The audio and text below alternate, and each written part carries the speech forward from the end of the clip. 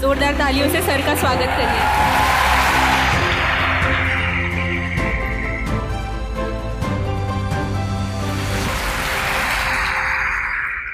भारत माँ का सम्मान है, अभिमान है।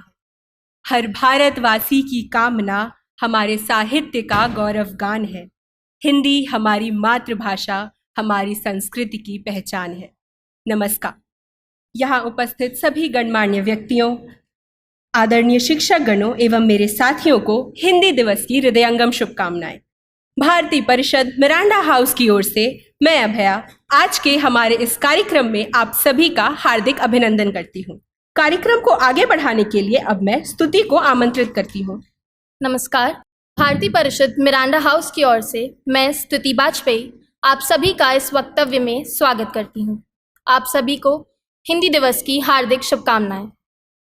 हमारे आज के व्याख्यान का विषय है बदलते परिदृश्य में हिंदी, और हमारे बीच मुख्य अतिथि एवं वक्ता के रूप में उपस्थित हैं वे जो अपने नाम के ही अनुरूप हैं, डॉक्टर विकास दिव्यकीर्ति।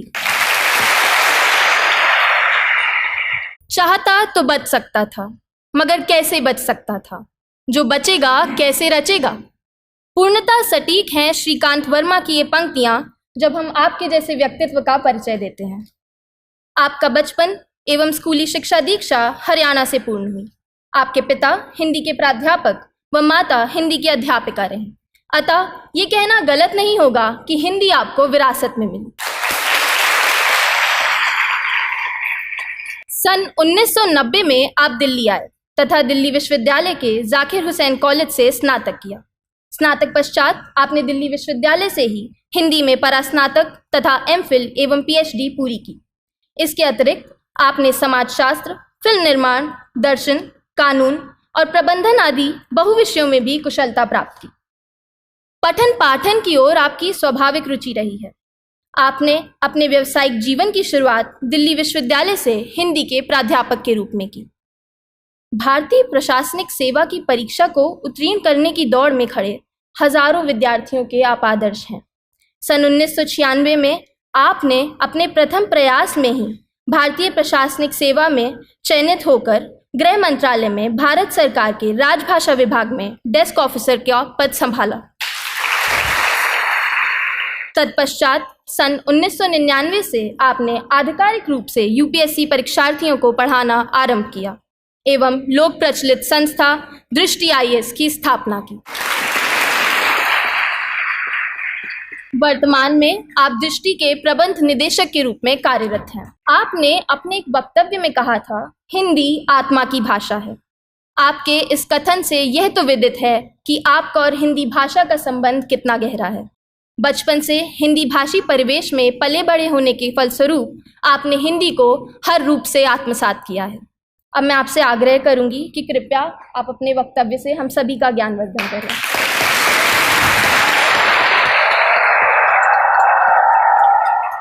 नमस्कार। सबसे पहले मिरांडा हाउस कॉलेज का धन्यवाद। मुझे ज्ञात है कि पिछले 7 सालों से ये कॉलेज भारत का सबसे अच्छा कॉलेज हर साल बनता है, और सबसे अच्छा कॉलेज देश का किसी को बुलाए तो ये उसके लिए एहसान की बात है, न कि उसके लिए जो वहाँ जा रहा है। विशेष रूप से धन्यवाद चंदा जी को। संज्ञा जी ने मुझे 2 दिन पहले मैसेज किया, मैं भारत से बाहर था और मेरा कुछ पुराना एहसान चुकाने का भाव था उनके प्रति, तो जैसे उन्होंने कहा कि आप आएँ तो मैंने सीधे कहा कि जैसे भी होगा मैं ज़रूर आऊँगा। संगीता जी, बाकी अध्यापिकाएं, मेरा सबसे परिचय निजी नहीं है, मैं नाम नहीं जानता हूँ सबका। और जो विद्यार्थी इस पूरे कार्यक्रम का संचालन कर रहे हैं, ये व्यवस्था बाहर देख के मुझे लगा कि आपको आईपीएस की ट्रेनिंग की ज़रूरत नहीं है। आप लोग तो पहले से वो सारी ट्रेनिंग अपने अंदर लेके बैठे हैं। इसे आईपीएस की भाषा बंदोबस्त कहते हैं। किसी बड़े प्रोग्राम को मैनेज करना, सुरक्षा से लेकर हर चीज़ को ठीक से देखना, तो ये सब तो आप लोग पहले से कर रहे हैं। तो मुझे लगता है कि किसी बड़ी चुनौती के सामने आपको परेशानी आने वाली है नहीं। शुरुआत में जो आपने कविता का जिक्र किया, संयोग से वो मेरी सबसे प्रिय कविता भी है। श्रीकांत वर्मा हिंदी के एक बहुत ही महान कवि हुए। 1980 के दशक में उनकी मृत्यु हुई अमेरिका में कैंसर से लड़ते हुए। और जो सबसे अच्छी कविता वो लिख के गए और मुझसे कोई पूछे कि मैं, क्योंकि साहित्य का व्यक्ति हूँ और सैकड़ों कविताएं तो मुझे कम से कम याद होंगी ही, क्योंकि मुझे बड़ा शौक है कविताएं सुनने का, पढ़ने का, याद करने का। पर यदि कोई मुझसे पूछे कि मुझे अगर एक कविता चुननी हो जो सबसे गहरे स्तर पर मुझे प्रभावित करती रही है, तो वो वही कविता है जिससे आज के कार्यक्रम की शुरुआत इस बच्चे ने की। चाहता तो बच सकता था, मगर कैसे बच सकता था, जो बचेगा कैसे रचेगा।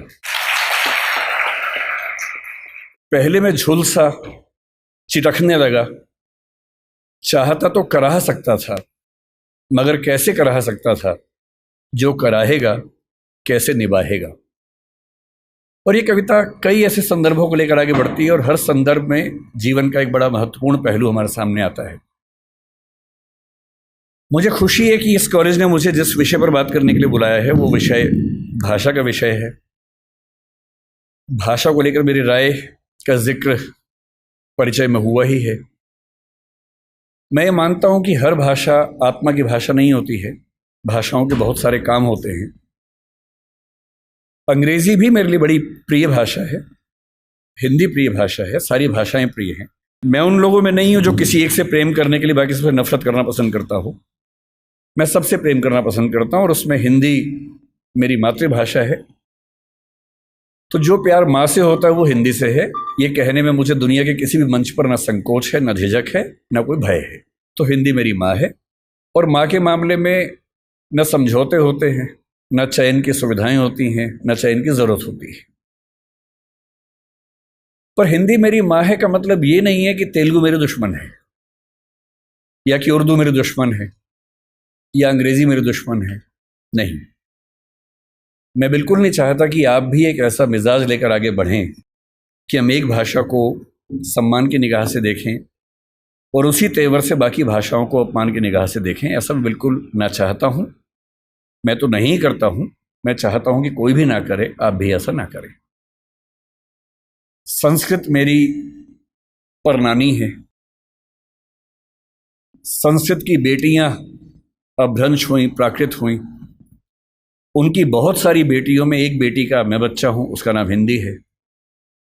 उसी अपभ्रंश प्राकृत की बहुत सारी बेटियों में मराठी भी है, गुजराती भी है, पंजाबी भी है, बांग्ला भी है, असमिया भी है, ओडिया भी है। और उसी नानी के पड़ोस के परिवार की और जो बच्चियां हैं उनमें तेलुगु, तमिल और मलयालम, कन्नड़, ये सब भाषाएं भी हैं। और इन नानी के समय में इन सब भाषाओं में बहुत अपनत्व था, बहुत सहयोग था। आज हम कितनी भी दूरी महसूस करें, हमारी नानी के ज़माने में इनमें बहुत लेन देन हुआ, आदान प्रदान हुआ। और इसलिए जब आप मलयालम सीखेंगे या तमिल सीखेंगे तो आप बड़ा आश्चर्यचकित हो जाएंगे कि कई बार संस्कृत के शब्द एज इट इज़ आपको उन भाषाओं में मिलते हैं और आपको समझ में आता है कि एक पीढ़ी का अंतर नहीं है। थोड़ा और पीछे जाएंगे तो कई पीढ़ी पीछे हमारी बड़ी गहरी दोस्ती रही है, ताल्लुकात रहे हैं। और इसलिए जब भाषा के प्रश्न पर मुझे कोई बोलने को कहता है, मुझे लगता है कि ये शायद दुनिया का सबसे महत्वपूर्ण सवाल है। अलग बात है कि आजकल हम इसको एक हल्का सवाल मान लेते हैं, पर मैं भी आपको समझाना चाह रहा हूं कि ये दुनिया का सबसे महत्वपूर्ण सवाल क्यों है। हिंदी दिवस के दिन एक परंपरा है कि हम आमतौर पर भावनात्मक मुहावरों से बात करते हैं। आज सुबह से मेरे पास 8-10 मैसेज आ चुके हैं जिन सब में एक वाक्य लिखा है कि हिंदी भारत माता के माथे की बिंदी है। हर साल ये मैसेज आता है, अच्छा मैसेज है, पढ़ के अच्छा लगता है।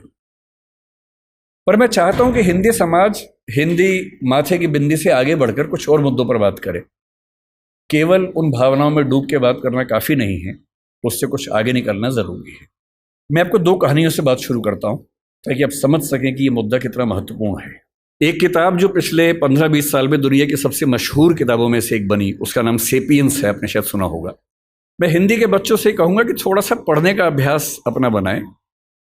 हिंदी के समाज से मुझे गंभीर शिकायत है कि हम लोग पढ़ते कम हैं, हम लोग भावनाओं में ज़्यादा बहते हैं, पढ़ने की आदत हमें कम है। और आज के ज़माने में जब दुनिया की हर अच्छी किताब हिंदी में भी उपलब्ध है तो हिंदी में ही पढ़िए, लेकिन कम से कम पढ़िए, क्योंकि पढ़ने से अच्छा कुछ नहीं है। एक किताब पढ़ने का मतलब किसी एक व्यक्ति के जीवन के 40-50 साल के निष्कर्षों को 3 दिन में समझ लेना।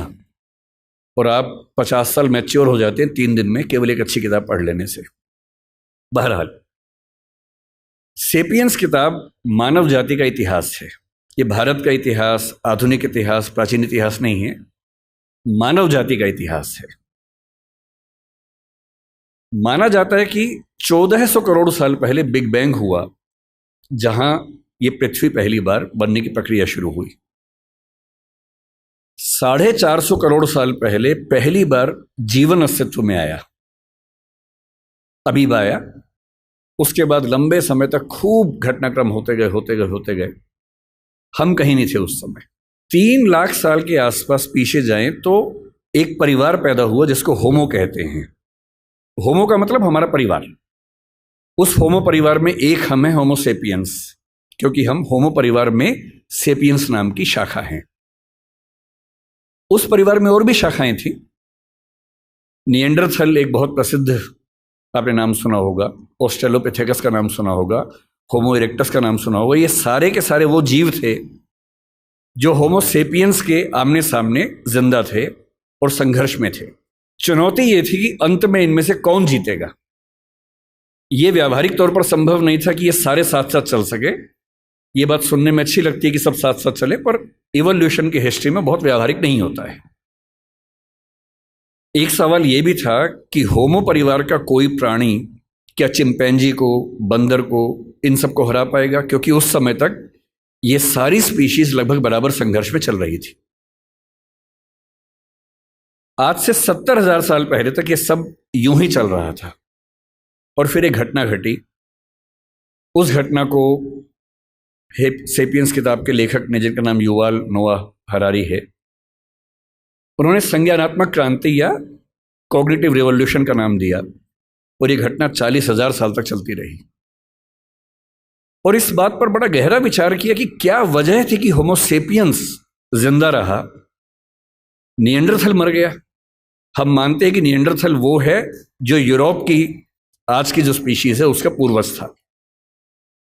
ऑस्ट्रेलोपिथेकस मर गया, इरेक्टस मर गया, और जितने परिवार के जंतु थे वो सब मर गए, और होमो सेपियंस इन सबसे कमजोर होने के बावजूद बच गया और इतना सफल भी हो गया। निएंडरथल के बारे में उसने लिखा कि अगर आमने सामने आ जाएं तो निएंडरथल होमो सेपियंस को मार मार के अधमरा कर सकता था, वो इतना ताकतवर था। उसके बाद भी खत्म हो गया। क्यों खत्म हो गया? और तब आता है वो सिद्धांत जो आज की इस डिस्कशन की शुरुआत का बिंदु है। होमो सेपियंस इसलिए जिंदा रहा क्योंकि उसके पास भाषा की क्षमता थी। भाषा की क्षमता बाकियों के पास भी थी, चिंपैंजी के पास भी है, बंदर के पास भी है, पर बंदरों पर खूब प्रयोग हुए। बंदर हों, अन्य स्पीशीज हों, तोता हमसे ज्यादा ध्वनियां बोल सकता है, हमसे ज्यादा। इसके बाद भी तोता सफल नहीं हो पाया क्योंकि वो उतना सोच नहीं पाता है। चिंपैंजी की भाषा, बंदर की भाषा, निएंडरथल की भाषा सीमित भाषाएं थी। वो एक आवाज में पूरा एक वाक्य बोलते थे, और ऐसे प्रयोग आज भी होते हैं। अगर आप जंगलों की आवाजें सुनेंगे तो बंदरों की एक आवाज का मतलब एक पूरा सेंटेंस होता है। जैसे एक आवाज का मतलब है कि शेर आया, जैसे एक बंदर आवाज निकालेगा सारे बंदर पेड़ पर चढ़ जाएंगे। फिर दूसरी आवाज का मतलब होगा शेर चला गया, वो सुन के सब उतर जाएंगे नीचे। भाषा वैज्ञानिकों ने वो आवाजें रिकॉर्ड कर ली और एक बार अच्छे म्यूजिक सिस्टम से एक जंगल में जाके आवाज प्ले कर दी, शेर आया, और वो आवाज सुनते सारे बंदर पेड़ के ऊपर चढ़ गए और फिर आपस में देख रहे थे किसने बोला। और 10-15 मिनट के बाद दूसरी आवाज प्ले की, शेर चला गया, सारे बंदर नीचे उतर गए। एक आवाज, एक वाक्य। इंसान की भाषा की सबसे बड़ी खूबसूरती यह है कि वो डिस्क्रीट भाषा है, विविक्त भाषा है, जिसका मतलब यह है कुछ 25-30 ध्वनियों से, 50 ध्वनियों से हम अरबों शब्द बना सकते हैं, और अरबों शब्दों से खरबों वाक्य बना सकते हैं। इतनी लचीली भाषा हमारी है जिसमें किसी भी बात को कहने के 50 तरीके हमारे पास हैं, और ये तरीके इस संसार में किसी और स्पीशीज के पास नहीं है। इसीलिए होमो सेपियंस बन पाया। और आज अगर हम जिंदा हैं आज हम चिंपांजी से बेहतर हैं, गोरिल्ला से बेहतर है, बंदर से बेहतर हैं और होमो इरेक्टस से बेहतर है, निएंडरथल से बेहतर हैं, जिंदा हैं, तो इसकी मूल वजह है हमारी भाषा की क्षमता। जो चीज़ें मुफ्त में मिलती हैं उसकी कीमत हम नहीं समझते हैं। भाषा ऐसी एक चीज़ है, मुफ्त में मिल जाती है तो हमें लगता है कि ये तो ऐसे ही है। लेकिन जब आप इस नज़रिए से समझेंगे कि भाषा ही वो चीज़ है जो हमें मनुष्य बनाती है, तो शायद इस बात का महत्व ज़्यादा अच्छे से हम समझ पाएंगे। भाषा को लेकर झगड़ा जो आज के समय में है, हम आज हिंदी की बात कर रहे हैं, किसी और कोने में कोई किसी और भाषा की बात कर रहा होगा। ऐसा क्यों नहीं होता कि दुनिया में एक ही भाषा होती? ऐसा क्यों है कि भाषाएं बहुत सारी हैं? ना बहुत सारी भाषाएं होती ना झगड़े होते, सब एक ही भाषा बोल रहे होते। सोचने में कितना अच्छा लगता है। तो ओल्ड टेस्टामेंट में जो यहूदियों का बाइबल का हिस्सा है उसमें कहानी आती है, उसको बोलते हैं बेबीलोनिया की या बाबिल की कहानी। कहानी ये है कि एक बार ईश्वर ने, यहूदियों के ईश्वर याहवे ने, जब देखा कि मनुष्य बहुत पाप कर रहे हैं तो उसने बहुत तेज बाढ़ पैदा की।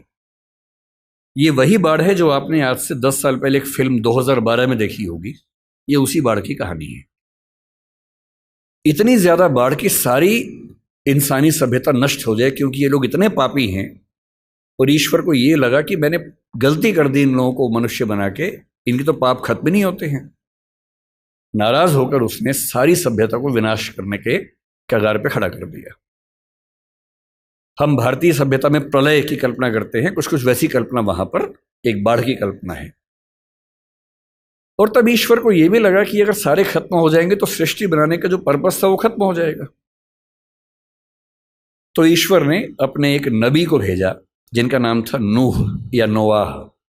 ये युवाल नोआह हरारी के बीच में भी जो नाम है नोआह, ये वही नोआह नाम है।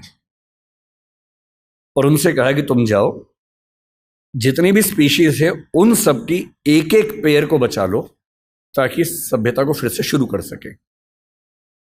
तो नोआह ने एक जहाज का निर्माण किया, पानी के जहाज का निर्माण किया, सारी स्पीशीज के एक एक पेड़ को उस पर रखा, अपने परिवार को रखा और बाढ़ से बचा लिया। और उसके बाद नई सभ्यता शुरू हुई। और जब नई सभ्यता शुरू हुई तो बेबीलोनिया के राजा के मन में एक विचार आया कि अगर हम एक इतनी ऊंची मीनार बना लें कि किसी भी बाढ़ में हम डूबे ही नहीं तो चिंता खत्म हो जाएगी। तो बाबेल नाम के स्थान पर, बेबीलोनिया का एक स्थान था, एक टावर बनना शुरू हुआ। यह बाइबल में जेनेसिस की कहानी है। टावर बनने लगा, काफी ऊंचा बन गया। पर बनते बनते ईश्वर को यह लगा कि ये मेरी शान में गुस्ताखी हो रही है, क्योंकि मैं बाढ़ ले आऊंगा उससे बचने के लिए, ये मेरे खिलाफ साजिश कर रहे हैं। तो ईश्वर ने क्या किया, एक कमाल कर दिया।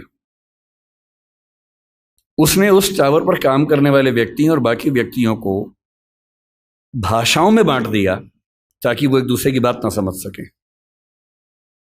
और एक कहानी चलती है कि अगर आप चाहते हैं कि सारे मनुष्य एक ना हो तो उनको भाषाओं में बांट दीजिए। और उसके बाद से आज तक सारे मनुष्य आपस में झगड़ा कर रहे हैं। ये कहानी ऐतिहासिक रूप से कितनी सही है मुझे नहीं पता, मिथक है, धर्म की बात है, पर ऐसी कहानियां किसी कंसेप्ट को समझने के लिए बहुत काम की कहानियां होती हैं। और जब मैं भाषा के प्रश्न को देखता हूं तो मैं दो नजरियों से देखना पसंद करता हूं। पहली बात, भाषा वो है जो हमें मनुष्य बनाती है।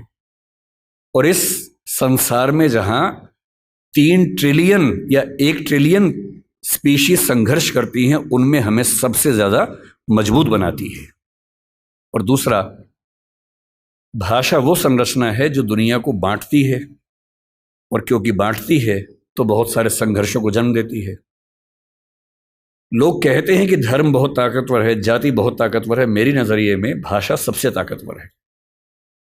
अगर धर्म बहुत ताकतवर होता तो पाकिस्तान बनने के बाद बांग्लादेश की जरूरत क्यों पड़ती? मुसलमानों के लिए एक नया देश चाहिए तो पाकिस्तान बन गया। पाकिस्तान और बांग्लादेश में मुसलमान ही तो थे। अंतर क्या था कि एक तरफ के मुसलमान उर्दू और पंजाबी बोलते हैं, एक तरफ के मुसलमान बांग्ला बोलते हैं। बांग्ला भाषी मुसलमान उर्दू भाषी मुसलमान के साथ एक नहीं हो पाएगा, इसलिए उसको नए देश की जरूरत है। और बांग्लादेश इसलिए बना। आप श्रीलंका के झगड़े को कितना भी हिंदू और बौद्ध झगड़ा कह लीजिए, दरअसल वो तमिल और सिंगली भाषाओं का झगड़ा है। ये जो भाषाओं के झगड़े हैं, और भाषाओं का एक अस्तित्व होता है, जैसे मनुष्यों के जीवन में वक्र है, कभी सफल कभी विफल, ऐसी भाषाओं का जीवन होता है। आज से 300 साल पहले ब्रज भाषा का जो जोर था, कोई सोच सकता था कि 300 साल बाद उसका नाम लेने वाला कोई बचेगा नहीं। ब्रज भाषा के नाम में भाषा है, वो बोली बन गई, और खड़ी बोली के नाम में बोली है, वो भाषा बन गई। तो इतिहास के दौर की बात है। इतिहास का कौन सा दौर किस भाषा को कहां से कहां उठा के ले जाएगा। जब पुर्तगाली यूरोप से निकले थे दुनिया पर कब्जा करने के लिए, उन्हें लगता होगा कि पुर्तगाली दुनिया की महान भाषा बनेगी। बाद में फ्रांसीसियों ने, हॉलैंड के डच लोगों ने, अंग्रेज़ों ने आपस में झगड़े किए, फ्रेंच लोगों ने झगड़े किए। उन झगड़ों में संयोग से अंग्रेजी जीत गई, और क्योंकि अंग्रेजी जीत गई, क्योंकि अंग्रेजी का असर भारत पे पड़ा, अंग्रेजी का असर अमेरिका पे पड़ा, अंग्रेजी का असर अफ्रीका पर ज़्यादा पड़ा, इसलिए आज अंग्रेजी दुनिया की सबसे प्रसिद्ध भाषा है, प्रचलित भाषा है। ऐसा थोड़ा ना कि अंग्रेजी बहुत महान भाषा है, भाषाएं सारी महान हैं। और अगर तकनीकी तौर पे देखें तो हिंदी भाषा वैज्ञानिक तौर पर अंग्रेजी से बेहतर भाषा है। केवल शब्दावली के अभाव को पीछे छोड़ दें, चाहे वो ध्वनि का मामला हो, फोनेटिक्स का मामला हो, सिंटैक्स का मामला हो, भाषा विज्ञान के किसी भी स्तर पर देखें तो हिंदी अपनी वैज्ञानिकता में अंग्रेजी से कहीं भी कम नहीं है, कई मामलों में बेहतर है। इसलिए कौन सी भाषा का कितना राज होने वाला है, ये बात तय होती है केवल इस बात से कि उस भाषा के समाज की दुनिया पर क्या पकड़ है, कौन उपनिवेश की भाषा बनी, कौन साम्राज्य की भाषा बनी, किस भाषा में ज़्यादा विकास हुआ, किस भाषा में कम विकास हुआ। संयोग की बात है कि आज हम एक ऐसी दुनिया में हैं, ग्लोबल दुनिया में, जहां अंग्रेजी का वर्चस्व है। अंग्रेजी से दिक्कत ना आपको होनी चाहिए ना मुझे होनी चाहिए। हम हर भाषा का सम्मान करें, उससे फ़ायदा उठाएं, सीखें, अपने काम का लाभ लें। पर मैं अंग्रेजी माध्यम का विद्यार्थी रहा हूं, मैंने बहुत सारी पढ़ाई अंग्रेजी माध्यम में की, और मैं अंग्रेजी में लगभग उतना सहज जितना हिंदी में हूं। तो मुझे इस बात की खुशी है। मुझे चिंता केवल तब होती है जब भारत में होते हुए कोई मुझसे ये उम्मीद करता है कि मुझे हिंदी बोलने में शर्म होनी चाहिए। चिंता केवल तब होती है। भारत में होते हुए मैं अपनी भाषा बोलूं, अपनी भाषा बोलने मुझे काहे की शर्म होनी चाहिए। मैंने जिन जिन देशों की यात्रा की, आज दुनिया के हर देश पर दबाव है कि अंग्रेजी सीखे, और वो दबाव इसलिए कि ग्लोबलाइजेशन का दौर है, अंग्रेजी में चीजें ज्यादा उपलब्ध हैं, स्वाभाविक सी बात है।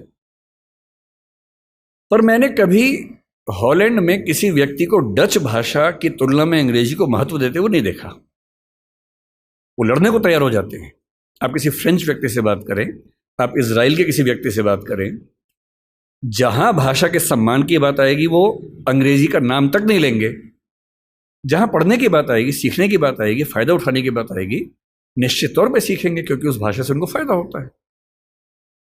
और आज की जो बातचीत हमारी होने वाली है वो कुछ कुछ उसी तौर पे होने वाली है कि आज हमारी क्या स्थिति है, हमें क्या करना चाहिए, क्या बहुत डरने की जरूरत है।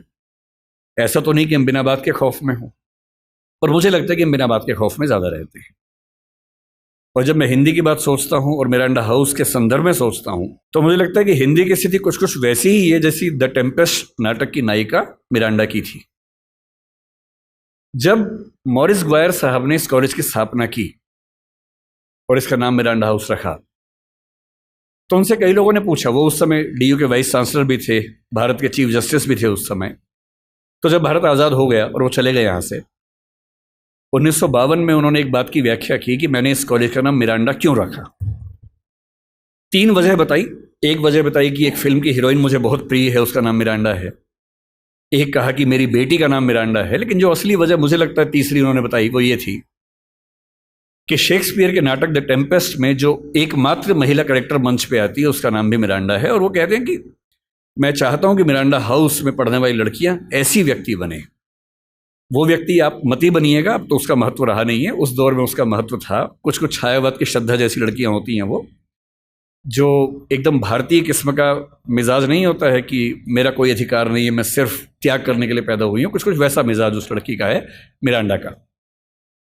उस नाटक में एक बड़ी खास बात है, मिरांडा बहुत योग्य लड़की है, उसकी समझ बड़ी गहरी है, पर वो अपने पिता और अपने होने वाले पति, प्रोस्पेरो उसका पिता है, फर्डिनेंड उसका होने वाला पति है, वो उन दोनों के इतने कंट्रोल में है कि वो खुद को डिफाइन उन्हीं के नजरिए से करती है। बहुत योग्य होने के बावजूद उसमें आत्मविश्वास बिल्कुल भी नहीं है। अपने जीवन के फैसले वो अपने आप लेने को बिल्कुल तैयार नहीं है। अंत में लगता है कि फर्डिनेंड का फैसला उसने खुद किया है, पर आप ध्यान से पढ़े तो समझ में आता है कि वो फैसला भी उसके पिता ने ही करवा दिया है। और वो बेचारी इतनी कमजोर अपने आप को महसूस करती है। हिंदी की एक फिल्म में एक गीत आया था, एक पत्नी है जो अपने पति से बहुत प्रेम करती है, सुंदर नहीं है, पति उससे प्रेम नहीं करता है, पति कहीं और प्रेम करता है। तो वो लड़की, फिल्म का नाम था नसीब अपना अपना, एकदम समझ लीजिए कि मिरांडा ही उसे बोल रही है, एकदम मिरांडा का भारतीय संस्करण है। और वो अपने पति के बारे में एक वाक्य बोलती है, भला है बुरा है जैसा भी है, मेरा पति मेरा देवता है। ये उस जमाने में चलता था। आज के ज़माने में तो पत्नियां पति का हिसाब बराबर कर देती है अगर कोई ऐसा करे तो, लेकिन उस ज़माने में ऐसी हरकतें होती थी। और टेम्पेस्ट की नायिका मिरांडा अपने प्रेमी से, फर्डिनेंड से कह रही है, अगर तुम मुझसे शादी कर लोगे तो मैं तुम्हारी पत्नी हूं, और नहीं करोगे तो मैं तुम्हारी दासी हूं। तुम मुझे किसी भी रूप में रखो, मैं जिंदगी भर तुम्हारी दासी बन के रहूंगी, नौकरानी बन के रहूंगी। और इस बात पे 16वीं सेंचुरी का ब्रिटिश समाज पागल हो गया कि लड़की हो तो वैसी, बीवी हो तो वैसी, कुछ कुछ वैसा ही जैसे भारतीय परंपरा में छायावाद में श्रद्धा जैसी नारियां हमें दिखती हैं, जो केवल देने की बात करती हैं, अपने हक की बात बिल्कुल भूल के भी नहीं करती हैं। हिंदी की स्थिति कुल मिला के मिरांडा जैसी है। आपको जब भी समझना हो कि हमारी भाषा किस हालत में है, तो हमारी भाषा द टेम्पेस्ट की मिरांडा की हालत में है। ताकतवर है पर उसको ताकत का एहसास नहीं है, समझदार है पर उसको किसी ने बताया नहीं कि तुम कितनी समझदार हो, खुद फैसले कर सकती है पर उसके नाम पर फैसले लेने वाले खुद इतने समझदार नहीं हैं कि उसके महत्व का अनुमान कर सके।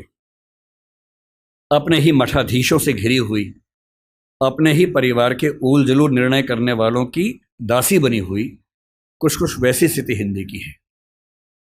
मैं ऐसा क्यों कह रहा हूं कि हिंदी बहुत ताकतवर भाषा है, लेकिन हम मेरा बात के डरते हैं। कुछ उदाहरण से बात समझ लेते हैं। और जब भी कोई आपसे पूछे कि हिंदी का भविष्य क्या है, हमेशा ध्यान रखना है, किसी जटिल प्रश्न का उत्तर एक नहीं होता है, हाँ या ना में नहीं होता है। उसका उत्तर बहुत सारे पहलुओं में होता है। और जब तक आप किसी जटिल प्रश्न को 4-5 सरल प्रश्नों में तोड़ नहीं लेंगे, तब तक उस प्रश्न का उत्तर आप ठीक से दे ही नहीं पाएंगे।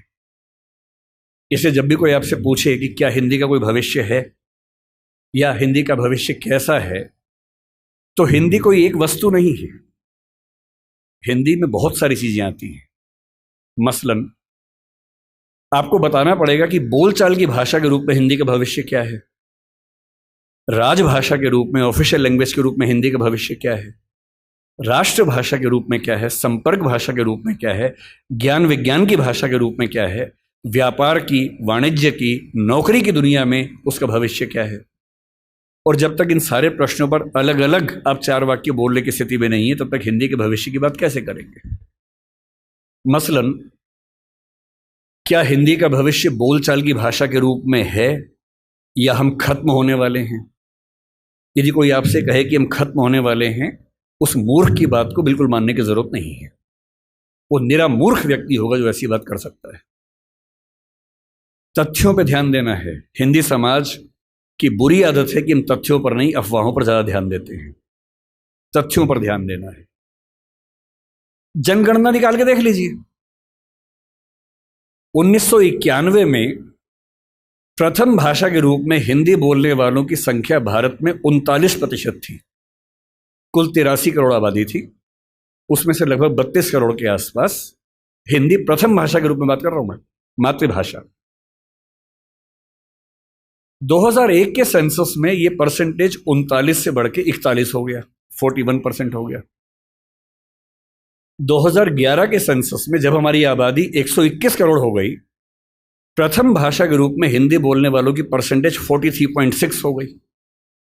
जिसका सीधा सा मतलब है कि 53 करोड़ लोग, 52-53 करोड़ लोग भारत में हिंदी को मातृभाषा के रूप में बोलते हैं।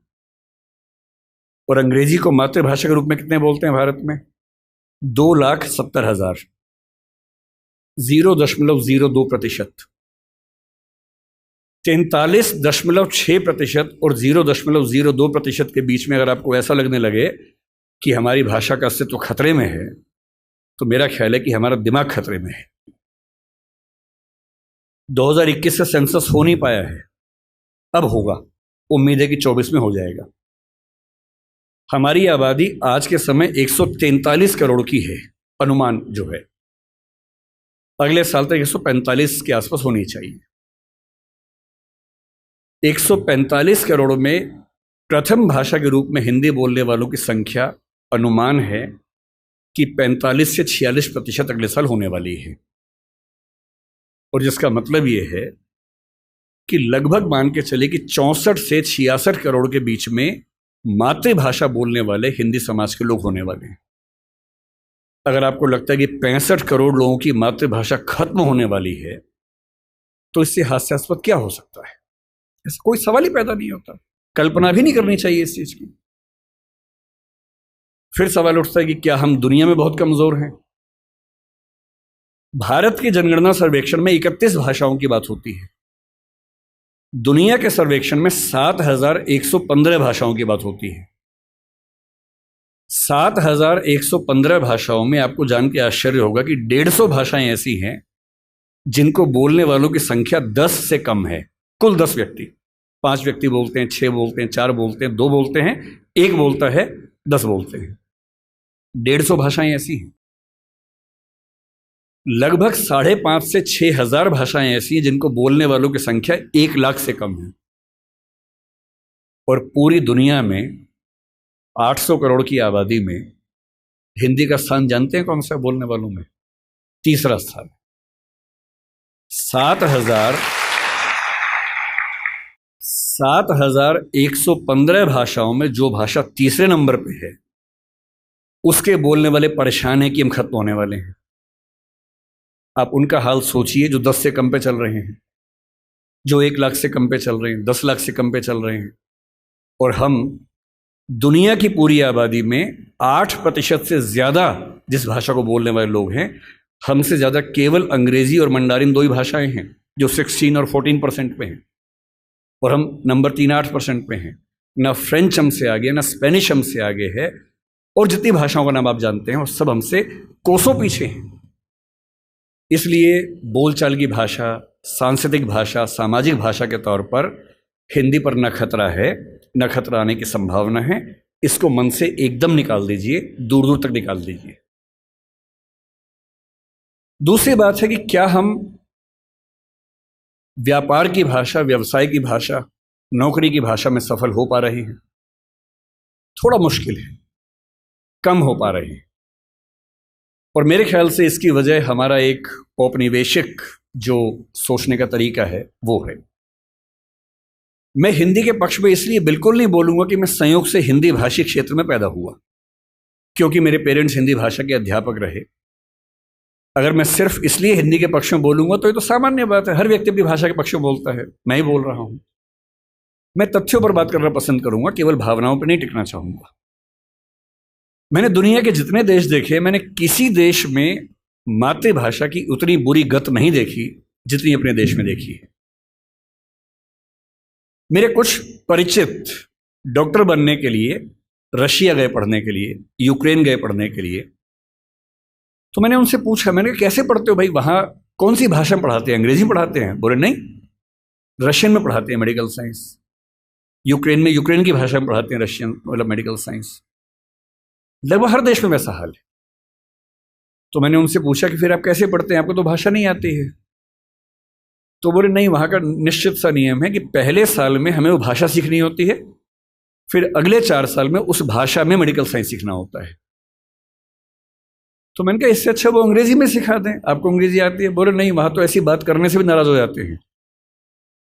अपनी भाषा को लेकर बहुत सम्मान करते हैं वो लोग। वहाँ पढ़ाई की भाषा वही है जो उनके समाज की भाषा है। अंग्रेजी भी है, रिसर्च में है, जहाँ ज़रूरत है अंग्रेजी भी है, अंग्रेजी के विभाग है, वो भी एक भाषा के तौर पर है। पर जब उनको अपने यहाँ पढ़ाना होता है तो इंश्योर करते हैं कि वो पढ़ाई उनकी अपनी भाषा में हो। दुनिया के हर देश में ऐसा होता है, तो हमारे यहाँ ऐसा क्यों नहीं होता? और ये बात केवल हिंदी की नहीं है, तमिल की भी है, तेलुगु की भी है, गुजराती मराठी की भी है। मेडिकल साइंस पढ़ने के लिए हमें अंग्रेजी में ही मेडिकल साइंस क्यों पढ़ना पड़ेगा? इंजीनियरिंग पढ़ने के लिए हमें अंग्रेजी में ही क्यों पढ़ना पड़ेगा? और मुझे खुशी है इस बात की कि हमारी केंद्र सरकार में गृह मंत्री ने पिछले साल एक बहुत बड़ा कदम उठाया है। मध्य प्रदेश पहला ऐसा राज्य बना है जहां मेडिकल साइंस, इंजीनियरिंग और मैनेजमेंट की पढ़ाई हिंदी में शुरू हो गई है। और किताबें भी तैयार हो गई हैं, इंजीनियरिंग की भी, मेडिकल साइंस की भी। ऐसी कौन सी रॉकेट साइंस है इसमें? ऐसा कौन सी आश्चर्य की बात है?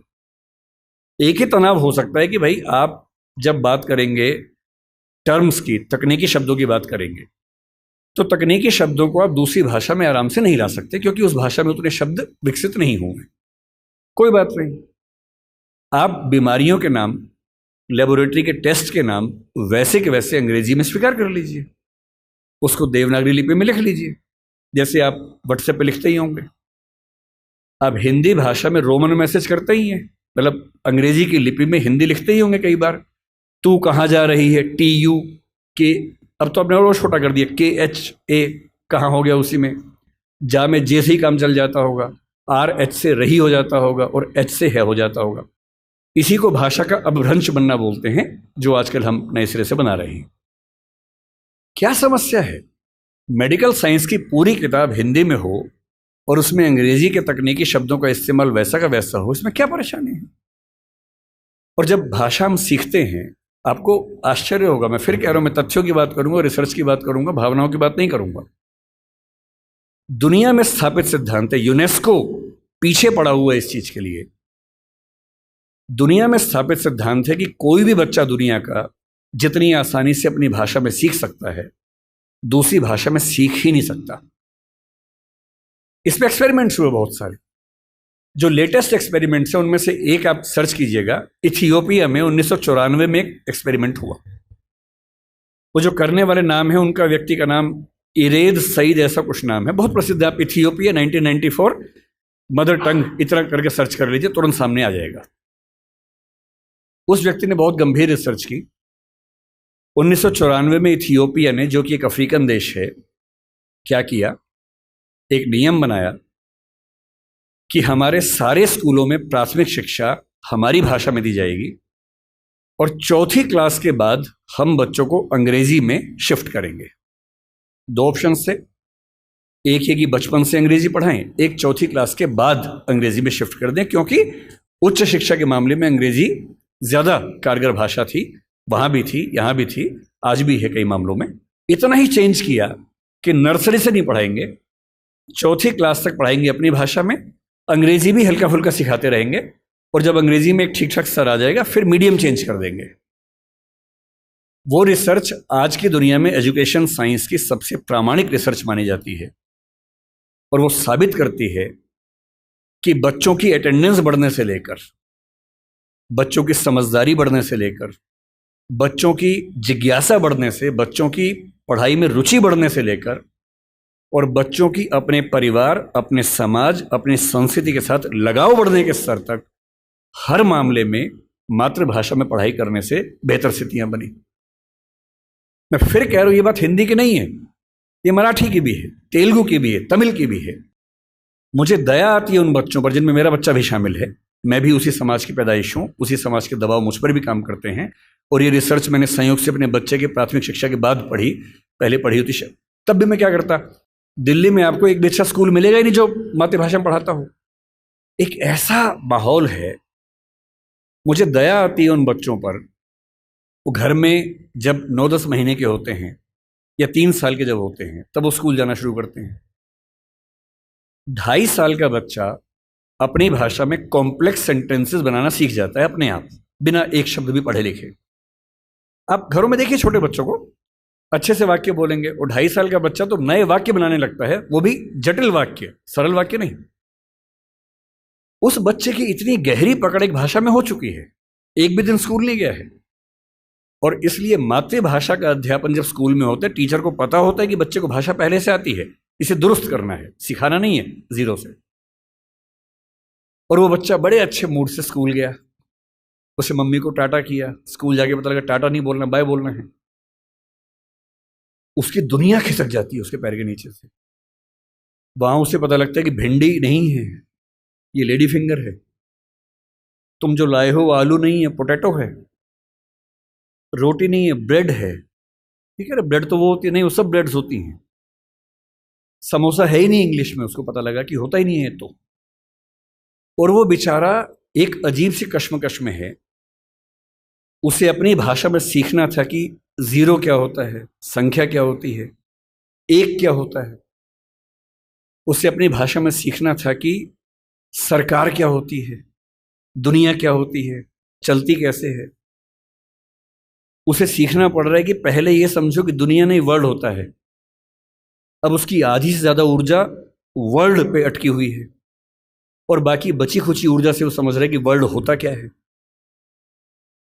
उसकी आधी ऊर्जा लगी नंबर शब्द याद करने में, ना कि यह समझने में कि संख्या क्या होती है, नंबर क्या होता है। एक अजीब सी साजिश दुनिया भर में चल रही है कि दुनिया के हर बच्चे को उसकी मातृभाषा से बचपन में ही वंचित कर दो। उसे एक ऐसी भाषा में सिखाओ जहां उसके लिए वो भाषा सीखना अपने आप में चैलेंज हो। और इसलिए आप देखेंगे कि अगर ज्ञान की दुनिया में दुनिया भर की भाषाओं के आम आदमी शिरकत नहीं कर पा रहे हैं, गलती से भी ये मत सोचिएगा कि दिमाग वाले लोग बहुत कम होते हैं और वही आगे बढ़ते हैं। दिमाग वाले अधिकांश लोगों को बचपन में ही खत्म कर देने की साजिश दुनिया भर में चल रही है। और जो अपनी भाषा में पढ़ ही नहीं पाएगा वो कैसे आगे बढ़ेगा, कैसे सीखेगा। मैंने 10वीं क्लास तक हिंदी माध्यम से पढ़ाई की है, उसके बाद अंग्रेजी सीखी है, ठीक से सीखी है। अंग्रेजी मुझे कहीं कोई समस्या नहीं आती है, इसमें क्या कोई परेशानी है। मैं आज भी अपनी भाषा में गीत सुनने में ज़्यादा खुश होता हूँ। मुझे फिल्म देखनी मैं हिंदी में पसंद करता हूँ, नाटक देखना हो हिंदी पसंद करता हूँ, मजाक करना हो हिंदी में पसंद करता हूँ, पढ़ना हो कोई ऐसा विषय जो हिंदी में नहीं है तो इंग्लिश में पढ़ता हूँ, इसमें क्या परेशानी है। लेकिन मुझे कोई बचपन से ही मजबूर करे कि मुझे दूसरी भाषा में, संयोग से अंग्रेजी है, फ्रेंच भी हो सकती थी, पुर्तगाली भी हो सकती थी, जो जीत जाता उसकी भाषा में ढो रहे होते। ज्ञान विज्ञान की दुनिया में मेरा निजी विश्वास है इस वर्चस्व को तोड़ना बहुत जरूरी है। हम हिंदी में हजारों शब्द क्रिएट नहीं कर पाएंगे 2 दिन में, सही बात है, मुश्किल है। और हमें इतना शुद्धतावादी या प्यूरिटन होने की जरूरत नहीं है कि हम सारे शब्द अपने ही गढ़ेंगे। हम तो इंटरनेट को अंतर्जाल ही बोलेंगे, हम कंप्यूटर को संगणक ही बोलेंगे, तो आप अकेले ही बोलते रहेंगे, कोई पूछेगा नहीं आपको। जो शब्द अंग्रेजी के प्रसिद्ध हो गए उनको मान लीजिए। जापानी भाषा का शब्द है रिक्शा। आप रोज रिक्शा में घूमते हैं, कभी आपने कहा कि रिक्शा को मैं नरयान बोलूंगा? कई लोग बोलते हैं नरयान, कि मनुष्य द्वारा चलने वाला एक विमान या वाहन। क्या बकवास है। अरे जो शब्द जिस भाषा से आया, प्रसिद्ध हो गया, अपना लीजिए उस शब्द को। और उसके बाद भाषा में असली समस्या शब्द नहीं होती है। भाषा विज्ञान में एक होता है जिसको मॉर्फोलॉजी कहते हैं, एक सिमेंटोलॉजी होता है, लेकिन जो सबसे महत्वपूर्ण स्ट्रक्चर है सिंटेक्स है। सिंटेक्स का मतलब है वाक्य का निर्माण कैसे होता है, शब्दों का क्रम कैसे तय होता है। किसी नई भाषा को सीखने में सबसे बड़ी मुश्किल आती है सिंटेक्स सीखने में। आप हिंदी भाषा के सिंटेक्स में अंग्रेजी के शब्दों को शामिल कर लेंगे, रत्ती भर समस्या नहीं आएगी। और इसलिए जिसको हम कहते हैं कि अंग्रेजी माध्यम है और हिंदी माध्यम है, कहने की बातें हैं। मैं अंग्रेजी माध्यम में बच्चों को खूब पढ़ाता हूँ, 8-8 घंटे दिन में पढ़ाता हूँ। और वहाँ भी देखता हूँ कि जैसे कोई मुश्किल कंसेप्ट आता है, जब तक अंग्रेजी में पढ़ाने के बाद हिंदी में भी ना समझा दूँ, उनके चेहरे पर 12 बजे रहते हैं। क्योंकि वो हिंदी भाषी समाज के बचपन से लगातार हिंदी बोलने समझने वाले और अंग्रेजी माध्यम लेके एक ज्ञान की भाषा के तौर पर अंग्रेजी पढ़ने वाले व्यक्ति हैं। हंसी मजाक हिंदी में हो तो ठाके मार के हंसते हैं, इंग्लिश में हो एक आध हंसता है, बाकी इसलिए हंसते हैं कि हंसने की बात थी तो हम भी हंस लेते हैं। नहीं बात बनती। मन की भाषा, आत्मा की भाषा अलग भाषा होती है, ज्ञान की भाषा अलग भाषा होती है, इसमें कहां कोई दिक्कत है।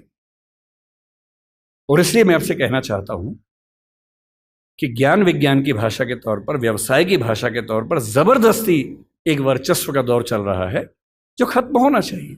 मुझे खुशी है कि हमारी वर्तमान सरकार इस मामले में मैं किसी राजनीतिक दल से ताल्लुक़ नहीं रखता हूँ, मुझे ना सरकार का समर्थक माना जाए ना विरोधी माना जाए, क्योंकि मैं सच में दूरी बना के रखता हूँ, बहुत दूर बना के रखता हूँ।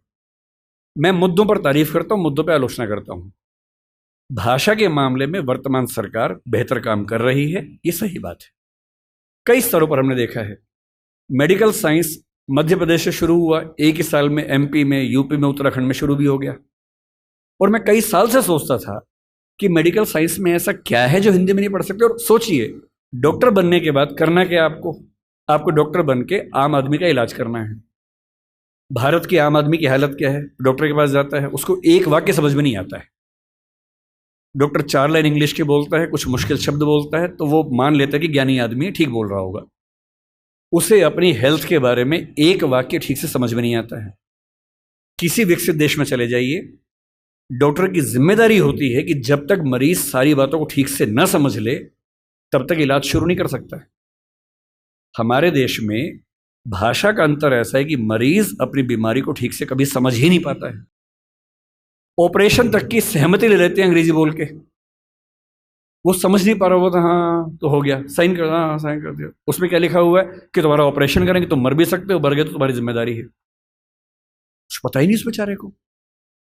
क्यों भारत का हर डॉक्टर, तमिलनाडु का डॉक्टर तमिल में क्यों ना बात करे पेशेंट के साथ, कर्नाटक का डॉक्टर कन्नड़ में बात करे, हिंदी का डॉक्टर हिंदी में बात करे, और अंग्रेजी मातृभाषा वाले जो 2,70,000 लोग हैं उनके लिए कुछ डॉक्टर इंग्लिश वाले रख लीजिए। डॉक्टर की भाषा तो समाज की भाषा होनी चाहिए, यही कानून के साथ है। हमारी जुडिशरी इतना जबरदस्त जुडिशियल फ्रीडम, जुडिशियल इंडिपेंडेंस, संविधान का मूल ढांचा है, सब बातें बढ़िया हैं। पर जिस देश की आबादी में 2,70,000 लोग अंग्रेजी मातृभाषा वाले हों, उस देश का सुप्रीम कोर्ट सारे निर्णय अंग्रेजी में ही देगा, ये कहाँ का लोकतंत्र है? यहाँ आपका जो जुडिशियल इंडिपेंडेंस है या जुडिशियल रिस्पॉन्सिबिलिटी है वो कहाँ से ली जाती है? उस समय आपके सुप्रीम कोर्ट में मधु लिमये नाम के व्यक्ति जिद करते हैं कि मैं हिंदी में अपनी बात रखूंगा, आप उनको परमिशन देने के बाद नकार देते हैं कि हमसे गलती हो गई, ऐसा नहीं कर सकते हैं। मेरे देश में, मेरे सुप्रीम कोर्ट में अपनी भाषा में आप बोल भी नहीं सकते। आप 28 राज्यों में से केवल 4 राज्यों में हिंदी में हाई कोर्ट में बात करने की परमिशन देते हैं। पर लोकतंत्र का मतलब क्या होता है? कुछ गिने चुने एलिट्स के हिसाब से जनता अपनी भाषा बदलेगी या जनता की भाषा से प्रशासक भाषा बदलेंगे अपनी? अगर लोकतंत्र है तो लोकतंत्र में जनता की भाषा ही केंद्र में होनी चाहिए, कोई और भाषा केंद्र में कैसे हो सकती है? पर हम लोग इतने आदी हो चुके हैं, हम स्लेव मेंटेलिटी के इतने अभ्यस्त हो चुके हैं कि हम ये प्रश्न कभी नहीं करते। हमारे सुप्रीम कोर्ट के चीफ जस्टिस या कोई जज हिंदी में क्यों नहीं बात कर पाते? और नहीं कर पाते, मैं फिर बार बार कह रहा हूँ, मामला सिर्फ हिंदी का नहीं। मेरी इच्छा है कि सुप्रीम कोर्ट के बहुत सारे जजेस में कुछ को तमिल ठीक से आती हो, कुछ को तेलुगु अच्छे से आती हो, कुछ को मराठी आती हो, कईयों को हिंदी आती हो। और बेंच का फैसला करते हुए ये भी एक पॉइंट ध्यान में रखा जाए कि मामला कहाँ का है और उस मामले में ऐसे जज को प्राथमिकता मिले जो उस भाषा को जानता हो, ताकि केस मेरा है, मुझे हिंदी आती है, मेरा वकील अंग्रेजी में कुछ कुछ बोला, जज ने कुछ कुछ बोला, फैसला हो गया, मुझे पता ही नहीं कि क्या हुआ, और इतने में पुलिस आगे मुझे ले गई और मैं परेशान हूं कि हुआ क्या। मेरे मामले के किसी प्रसंग में मेरी भूमिका ही नहीं है, क्योंकि सारी प्रक्रिया 2 ऐसे व्यक्तियों के बीच में चल रही है जिनके पास एक भाषा है जो मेरी भाषा नहीं है, जबकि मामला मेरा है, और कहने को लोकतंत्र है। ये लोकतंत्र नहीं है, ये भाषा के स्तर पर तानाशाही है, बुरी चीज है। और मैं जब भी ये बात कहता हूं, बार बार कहता हूं, ज्ञान की भाषा के तौर पर अंग्रेजी का सम्मान करना जरूरी है, क्योंकि रिसर्च आप उसके बिना नहीं कर पाएंगे। बहुत मामलों में सीखने की जरूरत है, उससे भी, जापानीज से भी, फ्रेंच से भी, सबसे सीखने की जरूरत है। लेकिन आपके देश के सुप्रीम कोर्ट में, हाई कोर्ट में आपकी भाषा में बात ना होती हो, ये बुरी बात नहीं है, शर्मिंदगी की बात है। हमें एक समाज के तौर पर शर्म आनी चाहिए, ये उससे कम बात नहीं है। इसलिए जब कोई मुझसे कहते हैं कि राजभाषा के तौर पर आपकी क्या कल्पना है, 14 सितंबर का दिन आज है, हम आज के दिन ये सेमिनार क्यों कर रहे हैं? 14 सितंबर 1949 को शाम को 6 बजे एक फैसला हुआ था। एक अजीब सी अफवाह लोगों ने उड़ा रखी है। कहते हैं कि 14 सितंबर को मतदान हुआ कि भारत की राजभाषा कौन सी होनी चाहिए, हिंदी या अंग्रेजी। वोटिंग हुई, आधे वोट हिंदी के पक्ष में उठे, आधे अंग्रेजी के पक्ष में उठे, एकदम बराबर हो गया। कई लोग संख्या बोलते 77-77 हो गया। और तब स्पीकर ने, डॉक्टर राजेंद्र प्रसाद ने अपना कास्टिंग वोट दिया, क्योंकि उनके पास अधिकार है कि वोट डाल सकते हैं लास्ट में, अगर बराबर हो जाए तो, हिंदी के पक्ष में दिया, और इससे हिंदी भारत की राजभाषा हो गई। इससे बड़ा कोई झूठ नहीं है। ऐसा कुछ नहीं हुआ था संविधान सभा में, सफेद झूठ है। 12 सितंबर को शाम 4 बजे इस मुद्दे पर बहस शुरू हुई। संविधान सभा की डिबेट्स पढ़ के देखिए, 180 पेज की डिबेट है राजभाषा की, 180 पेज, 1-2 पेज का मामला नहीं है। संविधान सभा के वॉल्यूम 9 में ध्यान से पढ़िए, पेज नंबर लगभग 1130 से 1390 के आसपास का मामला है। 180 पेज की डिबेट है, उसमें खूब मुद्दे हैं, छोटी मोटी वोटिंग हो रही है के मामलों में। संविधान सभा का बेसिक उसूल था कि अंतिम रूप से वोटिंग नहीं करेंगे, सहमति से काम करेंगे। वोटिंग बीच बीच में होती रही। पहला विवाद यह था कि राजभाषा कौन सी हो, हिंदी हो कि अंग्रेजी हो या हिंदुस्तानी हो। अंग्रेजी पर तो बात थी नहीं, हिंदी या हिंदुस्तानी। महात्मा गांधी हिंदुस्तानी कहते थे, पर 1949 में वो थे नहीं। उनका हिंदुस्तानी का मतलब था हिंदी उर्दू का मिक्सचर, जो देवनागरी और फारसी में लिखी जा सके। दूसरा स्कूल ऑफ थॉट हिंदी की बात करता था। अंत में सहमति बनी, हिंदी ही भारत की राजभाषा होगी। राजभाषा यानी सरकारी कामकाज की भाषा। दूसरा सवाल था कि लिपि कौन सी हो, देवनागरी हो, कुछ ने कहा कि देवनागरी और फारसी हो, कि हिंदी को फारसी में भी लिख सके। कुछ ने कहा देवनागरी और रोमन हो, हिंदी को रोमन में, जैसे व्हाट्सएप में लिखते हैं वैसे लिख सके। खूब विवाद हुआ, अंत में हुआ कि देवनागरी ही लिपि होगी। तीसरा विवाद यह हुआ कि जो अंक हैं हिंदी वाले, जो 1 से 0 से 9 तक के अंक हैं, वो हम अंग्रेजी के ढांचे में लिखेंगे या हिंदी के ढांचे में लिखेंगे। इस पर मतभेद था सबसे ज्यादा। इस पर वोटिंग में बराबरी हुई थी। और अंत में वोटिंग से नहीं, संविधान सभा के बाहर की बातचीत में समझौता हुआ। मुंशी साहब थे, के एम मुंशी थे, आयंगर साहब थे, उनकी बातचीत में समझौता हुआ कि ठीक है, अंतर्राष्ट्रीय अंक मान लेंगे।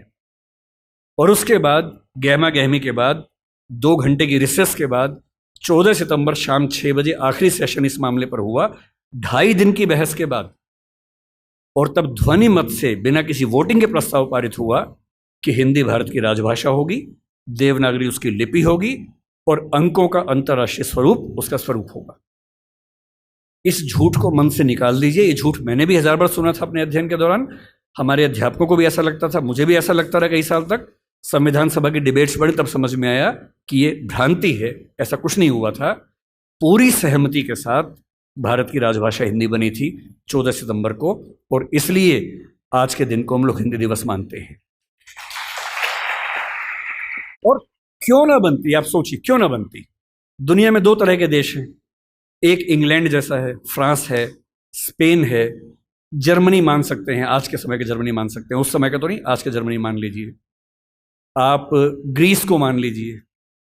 ये सब देश वो हैं जो एक देश एक भाषा वाले लोग हैं। बांग्लादेश को मान लीजिए, बांग्ला बोलते हैं, एक देश एक भाषा है। पर कुछ देश ऐसे होते हैं जहां एक भाषा नहीं होती है। स्विट्जरलैंड में देखिए, छोटा सा देश है, 3 राजभाषाएं वहां पर हैं। बेल्जियम में देखिए, छोटा सा देश है, पर वहां भाषाएं 1 से ज्यादा चलती हैं। तो उस समय एक डिबेट थी कि भारत का मॉडल कौन सा होगा। क्या हम इंग्लैंड, फ्रांस, जर्मनी के मॉडल पे चलेंगे, या हम स्विट्जरलैंड और बेल्जियम के मॉडल पे चलेंगे। तो क्योंकि भारत में भाषाएं बहुत ज़्यादा थी, उस समय हमने 14 भाषाओं को संविधान में स्थान दिया। शुरू में 13 को दिया, बाद में एक और जोड़ दिया। तो अब तो खैर 22 भाषाएं हैं 8वीं अनुसूची में। डिबेट ये थी कि भारत की राजभाषा कौन सी हो। ऐसे मामले में 2 ही फैसले हो सकते हैं। एक तो ये हो सकता है कि भाई जितनी महत्वपूर्ण भाषाएं सबको बना दो। अगर सबको बनाएंगे तो हर डॉक्यूमेंट 10 भाषाओं में बनेगा, वो आसान काम नहीं है। दूसरा, लोकतंत्र में क्या तरीका है, जिस भाषा को बोलने वाले, समझने वाले सबसे ज्यादा हैं, उसको बना दीजिए। यही सहमति बनी। स्वाधीनता संग्राम में हिंदी को राष्ट्रभाषा, राजभाषा बनाने की बात किन लोगों ने की, आपने कभी गौर किया है?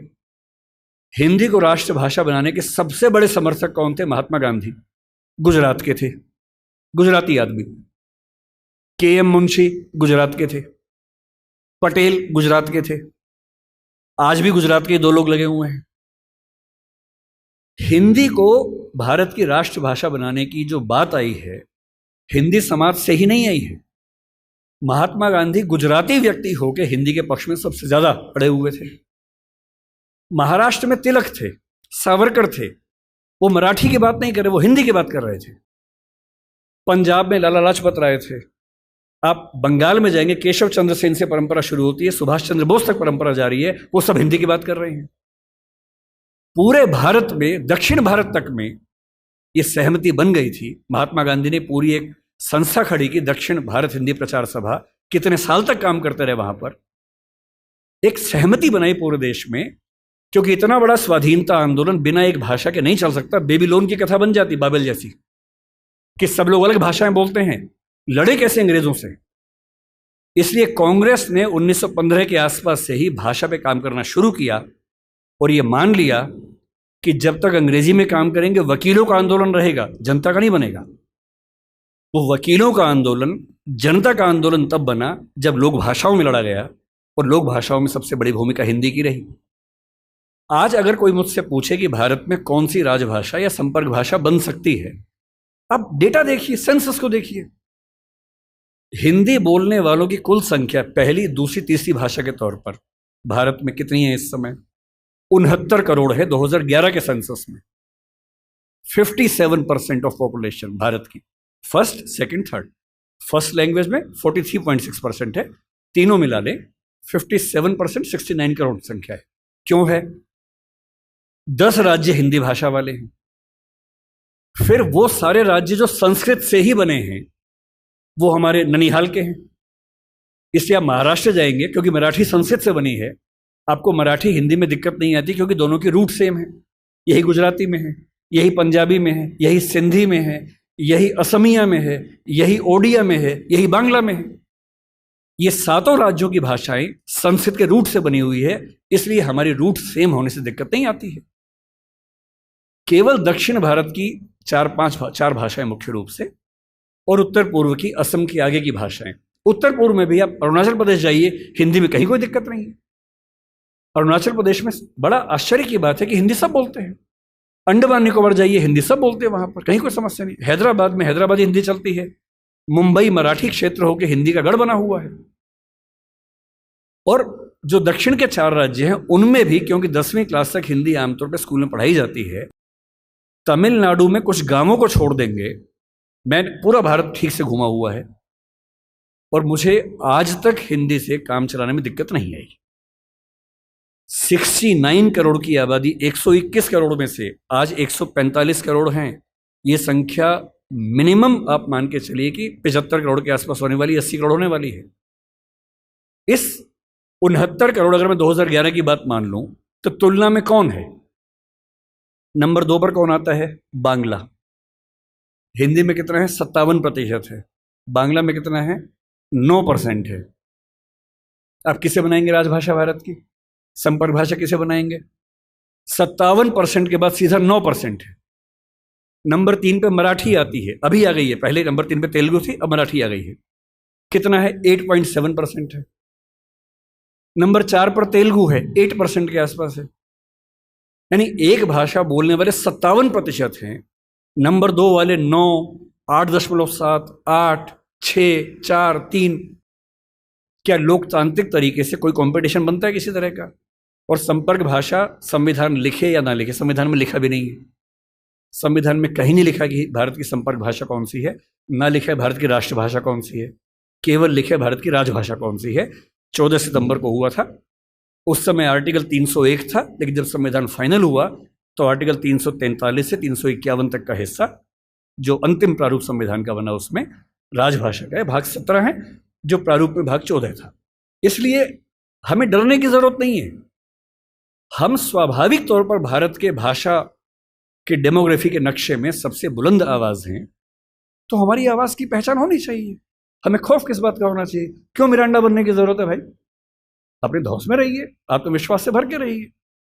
और इसलिए आप भारत में कहीं चले जाइए, भारत का हर ऑटो वाला, टैक्सी वाला अपनी भाषा और काम चलाऊ हिंदी जानता है, क्योंकि उसको पता है कि भारत में काम करने के लिए बहुत मुफीद है। सहज है कि हिंदी आ गई तो अब सबसे काम चला लेते हैं और इसी हिंदी संपर्क भाषा बनती है। राष्ट्रभाषा की पदवी संविधान में नहीं है। हमें उसकी ऐसी जिद नहीं करनी चाहिए, क्योंकि हम पर एक आरोप है, हमें उससे बचना चाहिए। हमें भाषा का सम्मान करना है, दूसरी भाषाओं का अपमान नहीं करना है। हमें भाषा के लिए संघर्ष उस तरह से नहीं करना कि सबको काट देंगे, मार देंगे। हमें यह नहीं कहना कि अंग्रेजी खत्म करो, तेलुगु खत्म करो, तमिल खत्म करो, नहीं, सबके साथ रहना है। जैसे संसदीय व्यवस्था में प्रधानमंत्री सारे मंत्रियों के बराबर, किंतु उनसे एक पायदान ऊपर होता है, क्योंकि वो डिवीजन करता है। ठीक वैसे भारत की सारी भाषाएं राष्ट्रीय भाषाएं। तमिल भी राष्ट्रभाषा है भाई, तेलुगु है, मराठी है, कन्नड़ है, असमिया है, सब राष्ट्रभाषाएं हैं। इन सब में सबसे ज्यादा हमारी भाषा बोली जाती है, तो सिंबॉलिकली हम थोड़े ज्यादा राष्ट्रभाषा है, क्योंकि पूरा राष्ट्र हमें समझ पाता है। पर जिस दिन आपने ये तेवर अपना हटा लिया, अभी तेवर क्या है, आप बीच बीच में बाकी भाषाओं के खिलाफ खड़े हो जाते हैं। बड़ा खराब लगता है। अगर आप दक्षिण भारत की भाषाओं का विरोध करेंगे और फिर कहेंगे कि वो हिंदी सीखे, कोई मजाक है क्या? आत्मसम्मान क्या केवल हम में होता है, उनमें नहीं होता है? एक भी व्यक्ति का आत्मसम्मान बिल्कुल भी प्रभावित ना हो, अगर इस तेवर के साथ अपनी भाषा को आगे लेके बढ़ेंगे तो भाषा आगे बढ़ेगी। हिंदी को संविधान सभा ने और संसद ने कम बढ़ाया है, शाहरुख खान ने ज्यादा बढ़ाया है, अमिताभ बच्चन ने ज्यादा बढ़ाया है, और आज की दुनिया में तेवर बदला है, उसका जिक्र भी करता हूं। इसलिए अगर आप चाहते हैं कि हिंदी सच में राष्ट्रभाषा बने, राष्ट्रभाषा संविधान में कोई शब्द नहीं है। गुजरात हाईकोर्ट ने 2010 में स्पष्ट निर्णय दिया है कि राष्ट्रभाषा की धारणा भारतीय संविधान में कहीं नहीं है। राष्ट्रभाषा होती है राष्ट्र की आत्मा की भाषा, और आत्मा की भाषा संविधान से नहीं बनती है, आत्मा से बनती है, बातचीत से बनती है, संवाद से बनती है, सहमति से बनती है।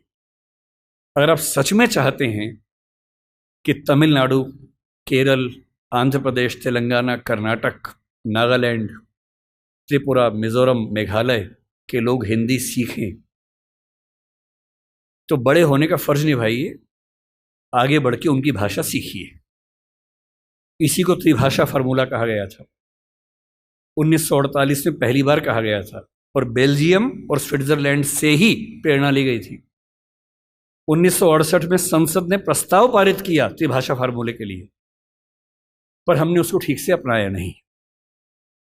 मैं कल्पना करता हूं कि हिंदी समाज के लोग अपने स्कूलों में, कॉलेजेस में, अगर दक्षिण की 5 में से कोई एक भाषा, या उत्तर पूर्व की कोई एक भाषा, या बांग्ला मान लीजिए, इतनी भर सिखा दें। मुझे दुख है कि मैं नहीं सीख पाया, हमारे स्कूल में ऐसा नहीं था। तीसरी भाषा के नाम पे संस्कृत सिखाई गई। मैं संस्कृत का बहुत सम्मान करता हूं, लेकिन तीसरी भाषा के तौर पर संस्कृत सिखाई जाए, इस नीति के पक्ष में नहीं हूं, क्योंकि इससे वर्तमान में हमारा भला नहीं हो रहा। वर्तमान में भला तब होता जब मुझे मराठी सिखाते, या तमिल सिखाते, या मेघालय की भाषा सिखाते, और मैं कम से कम तमिलनाडु जाके वहां के ऑटो वाले से तमिल के 4 वाक्य बोल देता, तो वो कहता कि अरे वाह क्या बात है यार, फिर कहता कि मैं भी हिंदी सीखूंगा। अभी उसको लगता कि वाह बेटा तुम तो सीखोगे 2, हम सीखेंगे 3।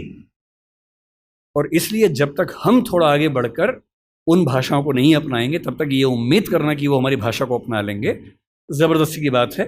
और जबरदस्ती हिटलर की नहीं चली तो हमारी क्या चलेगी? ना किसी की चली है, ना दुनिया में चलेगी। ये मान के चलिए, लोकतंत्र का जमाना है, समझा बुझाकर, संवाद से, बातचीत से फैसले होंगे, फैसले जोर जबरदस्ती नहीं होंगे। आजकल एक नया तमाशा हिंदी बनाम उर्दू को लेकर चल रहा है। आजकल हिंदी वाले अलग ही मूड में चल रहे हैं, कह रहे उर्दू को खत्म कर दो, मुसलमानों की भाषा है। भाषा किसी धर्म की नहीं होती है। तमिलनाडु का मुसलमान तमिल बोलता है, केरल का मुसलमान मलयालम बोलता है, और किसी भी समाज का व्यक्ति होगा, उसका धर्म कुछ भी हो, उसकी भाषा वही होगी जो उसके भौगोलिक क्षेत्र की भाषा है। उर्दू हिंदी समाज की भाषा है, मेरठ के इलाके में पैदा हुई है, हमारी गोद में पली है वो भाषा, हिंदी की गोद में बनी है। उसका व्याकरण पूरा का पूरा खड़ी बोली हिंदी का व्याकरण है। पाकिस्तान ने उर्दू को आयात किया है, क्योंकि पाकिस्तान की जमीन पे उर्दू पैदा नहीं हुई, उर्दू मेरठ के आसपास पैदा हुई, पाकिस्तान ने इंपोर्ट किया उस भाषा को। अपनी भाषा को हम इस तौर से बोलते हैं कि खत्म कर देंगे। पहली बात तो ऐसा बोलना नहीं चाहिए। दूसरी बात, कर भी नहीं पाएंगे। किसी के चाहने से भाषाएं खत्म नहीं होती। भाषाएं तब खत्म होती है जब भाषाओं का आत्मसम्मान मर जाता है, और जिस भाषा में आत्मसम्मान होता है उसको मारने वाला कोई दुनिया में पैदा नहीं हुआ। किसी भाषा को आप खत्म कर देंगे ऐसा मिजाज मत रखिए।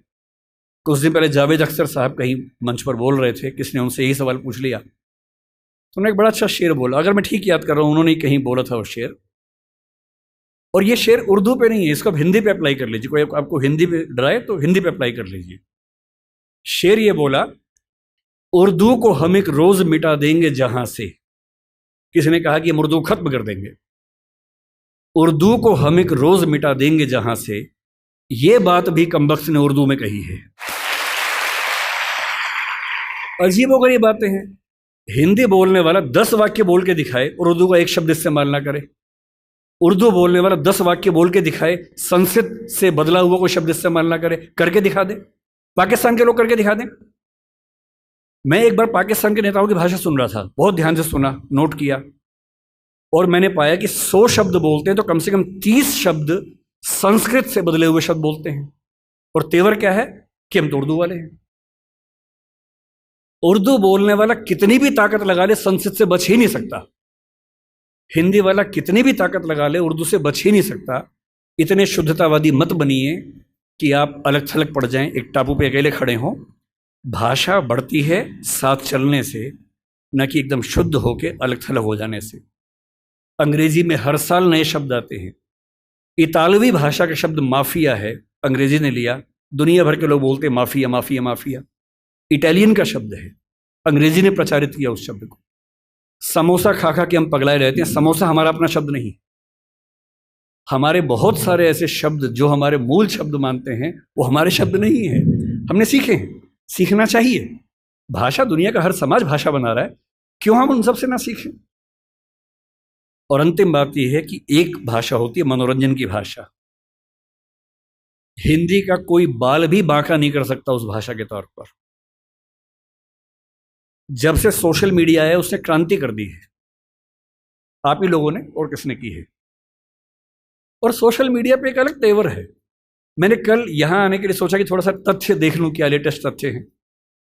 यूट्यूब की इंडिया की रिपोर्ट निकाली कि कौन सी भाषा में कितने व्यूअर्स देखते हैं। अगर आप यूट्यूब पे ट्रेंडिंग वीडियोस देखेंगे तो ट्रेंडिंग की लिस्ट में एक तीर बना होता है, उसमें हर देश का अलग अलग है। आप पाकिस्तान का देखें, चीन का देखें, कहीं का, चीन का तो खैर क्या देखेंगे, जिन देशों में यूट्यूब चलता है वहां का देखें। इंडिया के ट्रेंडिंग वीडियोस में 50 में से लगभग 45 से 48 हमेशा हिंदी के ही आपको मिलेंगे। तो मैं सोचता था कि कहीं ऐसा खेल तो नहीं कि दक्षिण भारत का अलग चलता हो और उत्तर पूर्व का अलग चलता हो। तो मैंने ठीक से चेक किया, पूरे भारत का एक ही चलता है। तो कल मैंने यूट्यूब की रिपोर्ट निकाली भारत की, और यूट्यूब का रिकॉर्ड बता रहा हूं मैं, जितने तथ्य दे रहा हूं रिकॉर्ड हो रहा है, सारे चेक कर लीजिएगा। यूट्यूब की आधिकारिक रिपोर्ट क्या है 2020 की। भारत में जितने वीडियो बनते हैं, नहीं देखे जाते हैं, viewership, view time, 54% viewership Hindi की है और अंग्रेजी की 16% है। और ये ठीक क्या संख्या है? 2011 के सेंसस में हिंदी बोलने वाले भारत में कितने हैं? 57% हैं। 57% आबादी 54% वीडियो देख रही है, इसमें आश्चर्य क्या है? ओटीटी की दुनिया में देख लीजिए, वाईकॉम 18 जिसका वूट नाम से चैनल आता है, मतलब ओटीटी प्लेटफॉर्म आता है, उसने एक सर्वे कंडक्ट किया। उन्होंने खूब कोशिश की, अंग्रेजी में की और भाषाओं में की, और अभी कुछ दिन पहले उन्होंने एक निकाली अपनी रिपोर्ट और बताया कि हम ओटीटी पर कितने भी एक्सपेरिमेंट्स कर लें, ओटीटी में हिंदी की भागीदारी 50% से ज़्यादा ही रहती है, कम नहीं होती है। अंग्रेजी की 15% है, बाकी सारी भाषाओं के मिला के 35% है। फिर वही बात है, जिस देश में बोलने वाले 57% हैं वहां 50% वीडियो क्यों नहीं देखेंगे? और मनोरंजन आज की दुनिया का उभरता हुआ सबसे बड़ा व्यवसाय है। यूट्यूबर नाम का व्यवसाय हमारे बचपन में तो नहीं था, आजकल यूट्यूबर हैं। मैं तो बहुत यूट्यूबर से परिचित हूँ, बड़े अच्छे तरीके से दोस्त हैं मेरे। कितना वो, मतलब उनके सामने आईएएस लोग बेचारे परेशान है कि हम क्यों आईएएस बने, यही बन जाते।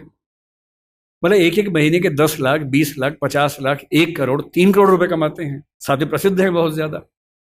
ऐसी दुनिया कहाँ किसने देखी थी? कोई ट्विटर पे है, कोई इंस्टा पे प्रसिद्ध है, और अपनी भाषा की वजह से है।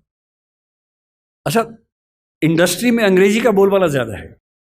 मैंने कुछ दिन पहले एक फिल्म में थोड़ा सा काम किया, उस फिल्म का नाम 12th फेल है, अभी आने वाली अगले महीने 27 अक्टूबर को आएगी वो फिल्म। उसमें मेरी भूमिका स्क्रिप्ट राइटिंग में ठीक ठाक थी और बाद में एक्टिंग भी मुझे करनी पड़ी। मेरा अपना ही रोल है, अपना ही कैरेक्टर है, छोटा सा है, ऐसा नहीं है कि मैं फिल्म का हीरो हूँ, छोटा सा रोल है।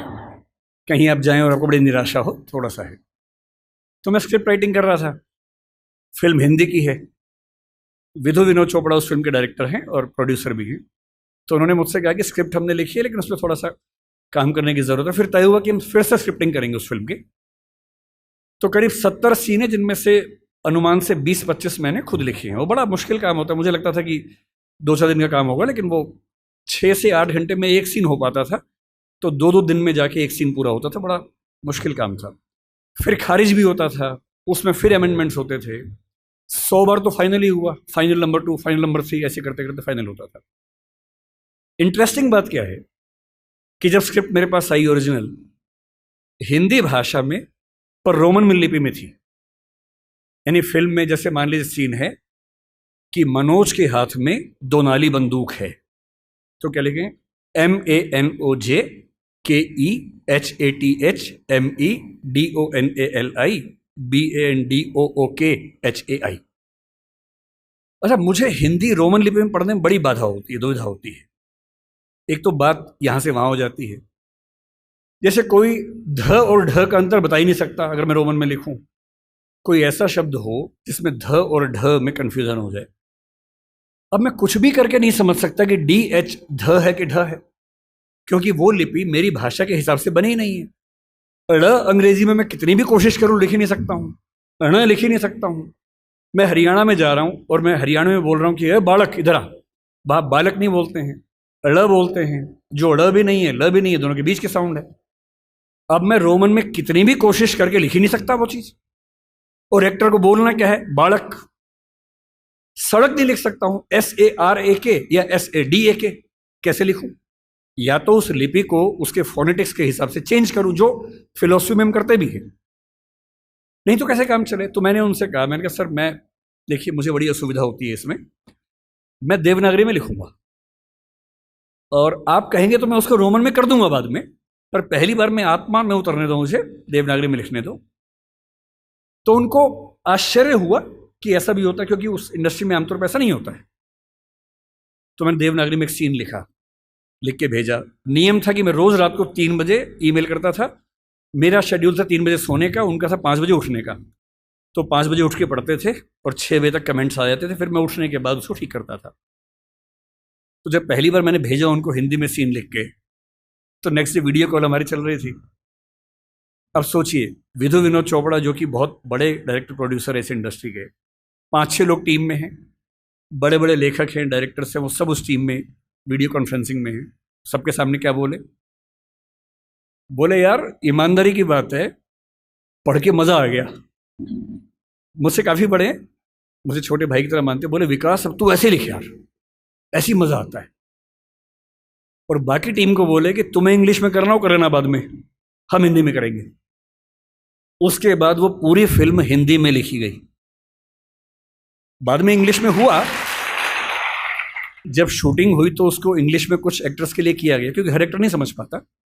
विशेष रूप से मान लीजिए कोई एक्टर दक्षिण भारत से आ जाए, उसको हिंदी में फिल्म शूट करनी है, कैसे करेगा बेचारा? उसको रोमन में लिख के देते हैं।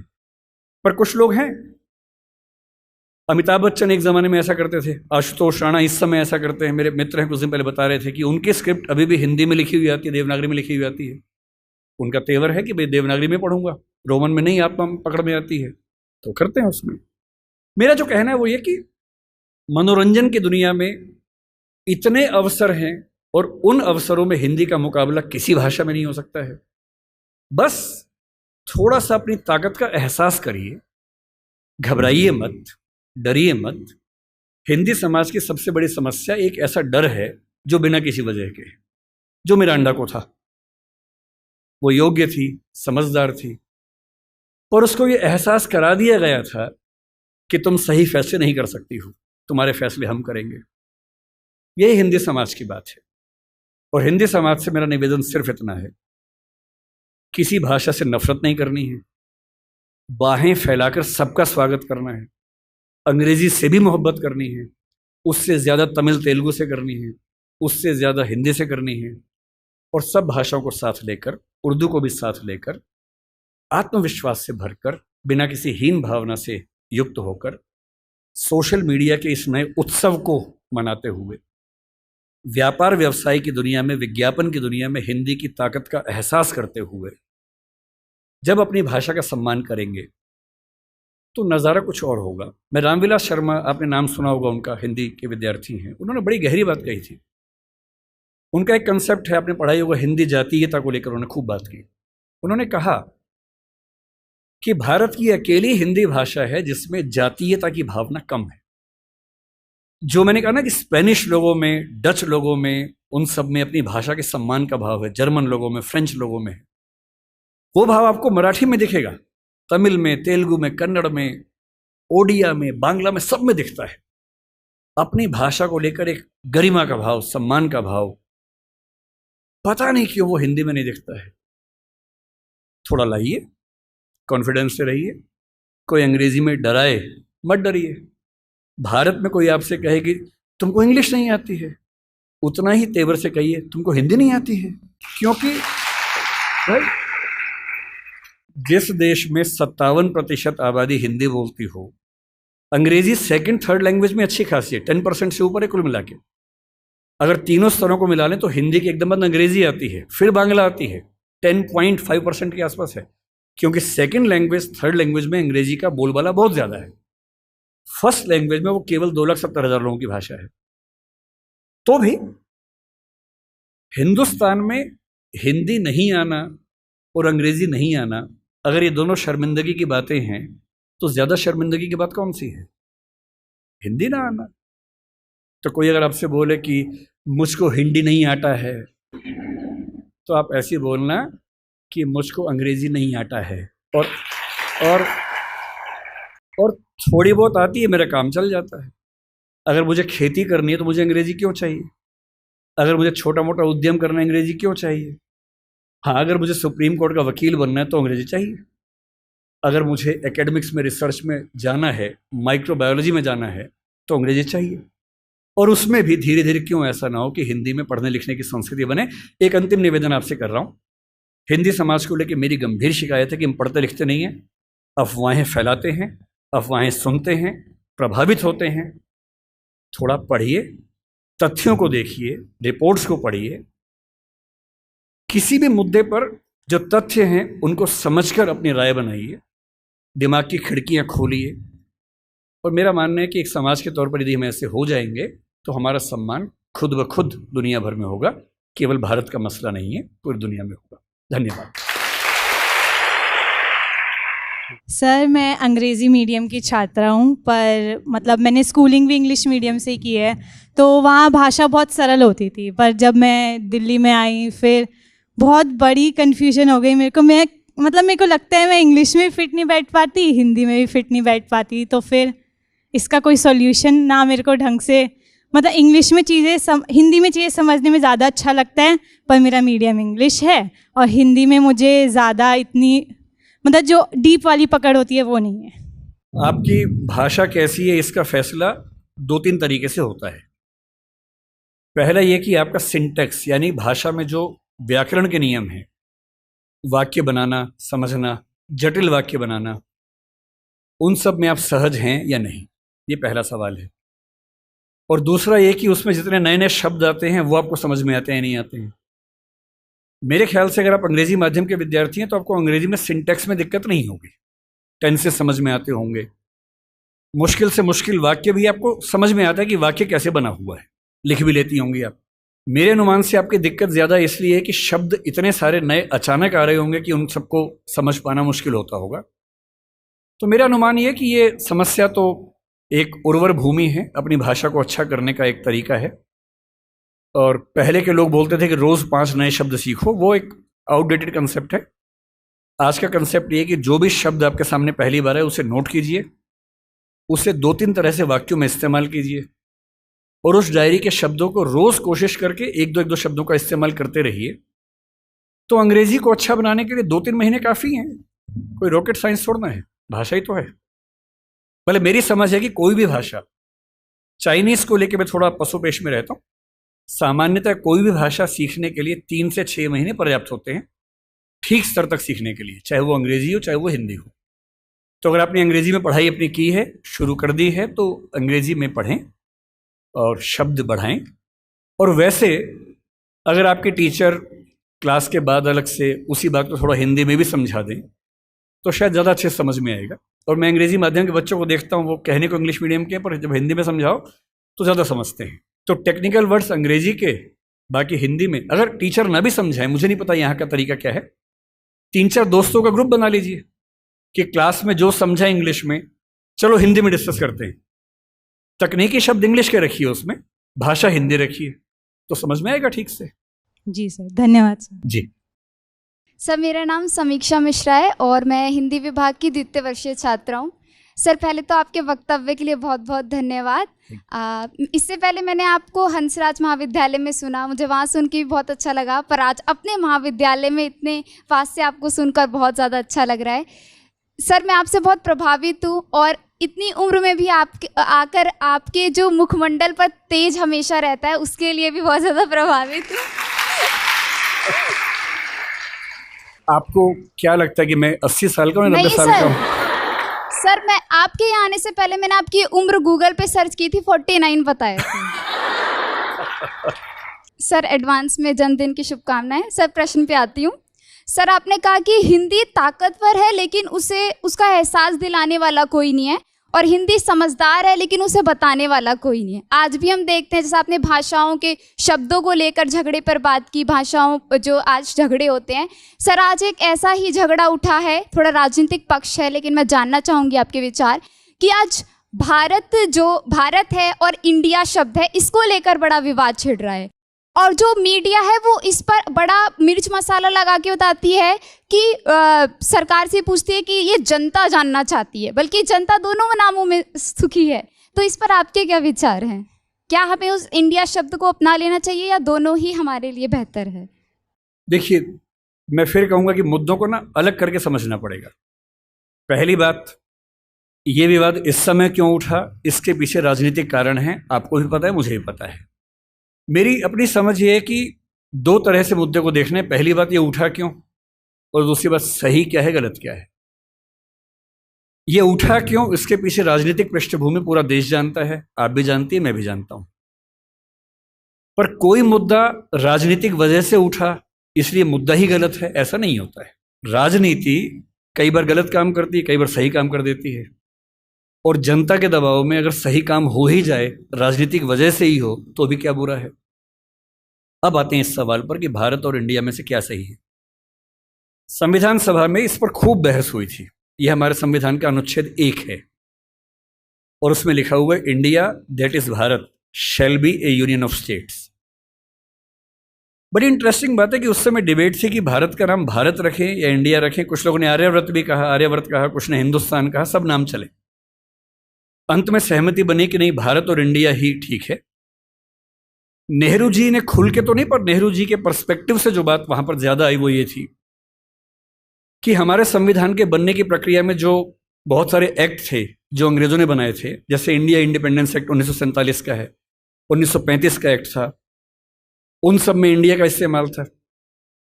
उस समय के भारत की तरफ से जो समझौते अंतर्राष्ट्रीय थे, उन सब में इंडिया नाम था। पश्चिम की दुनिया हमें इंडिया के नाम से जानती थी, अमेरिका हो, फ्रांस हो, कोई भी हो, सब इंडिया जानते थे। नेहरू जी का मिजाज जो था वो ये भी था कि हमें ग्लोबल पर्सपेक्टिव में चीजों को देखना है, पूरी दुनिया से संवाद करना है, क्योंकि उनकी रुचि अंतर्राष्ट्रीय मुद्दों में ज्यादा थी, बहुत ज्यादा थी। मेरे ख्याल से इन सब वजहों से तय हुआ कि हम अपना नाम इंडिया रखेंगे, पर इंडिया के बराबर महत्व भारत का भी रहेगा। तो लिखा गया India that is Bharat. India जो कि भारत है, राज्यों का एक संघ होगा। 4 दिन पहले की बात है, मैं हॉलैंड में एक टैक्सी में बैठा हुआ था। इंटरेस्टिंग बात सोच के देखिए, टैक्सी का ड्राइवर मोरक्को का रहने वाला था। उसको जैसे ही पता लगा मैं भारत से हूं, उसने मुझसे यही सवाल पूछा। उसने कहा कि यू आर फ्रॉम इंडिया? मैंने कहा yes. We are listing to a debate India और Bharat, what do you think? मैं बड़ा चकित कि ये मोरक्को का आदमी हॉलैंड में रहता है, इसके मन में ये सवाल आ रहा है। तो मैंने कहा कि ये तो राजनीतिक कारणों से हुआ है, लेकिन बात अपने आप में सही है। मैंने कहा जैसे बॉम्बे मुंबई हुआ, मुझे खुशी हुई, क्योंकि मुंबई की आबादी के लिए मुंबई में जो मज़ा है वो बॉम्बे में नहीं है।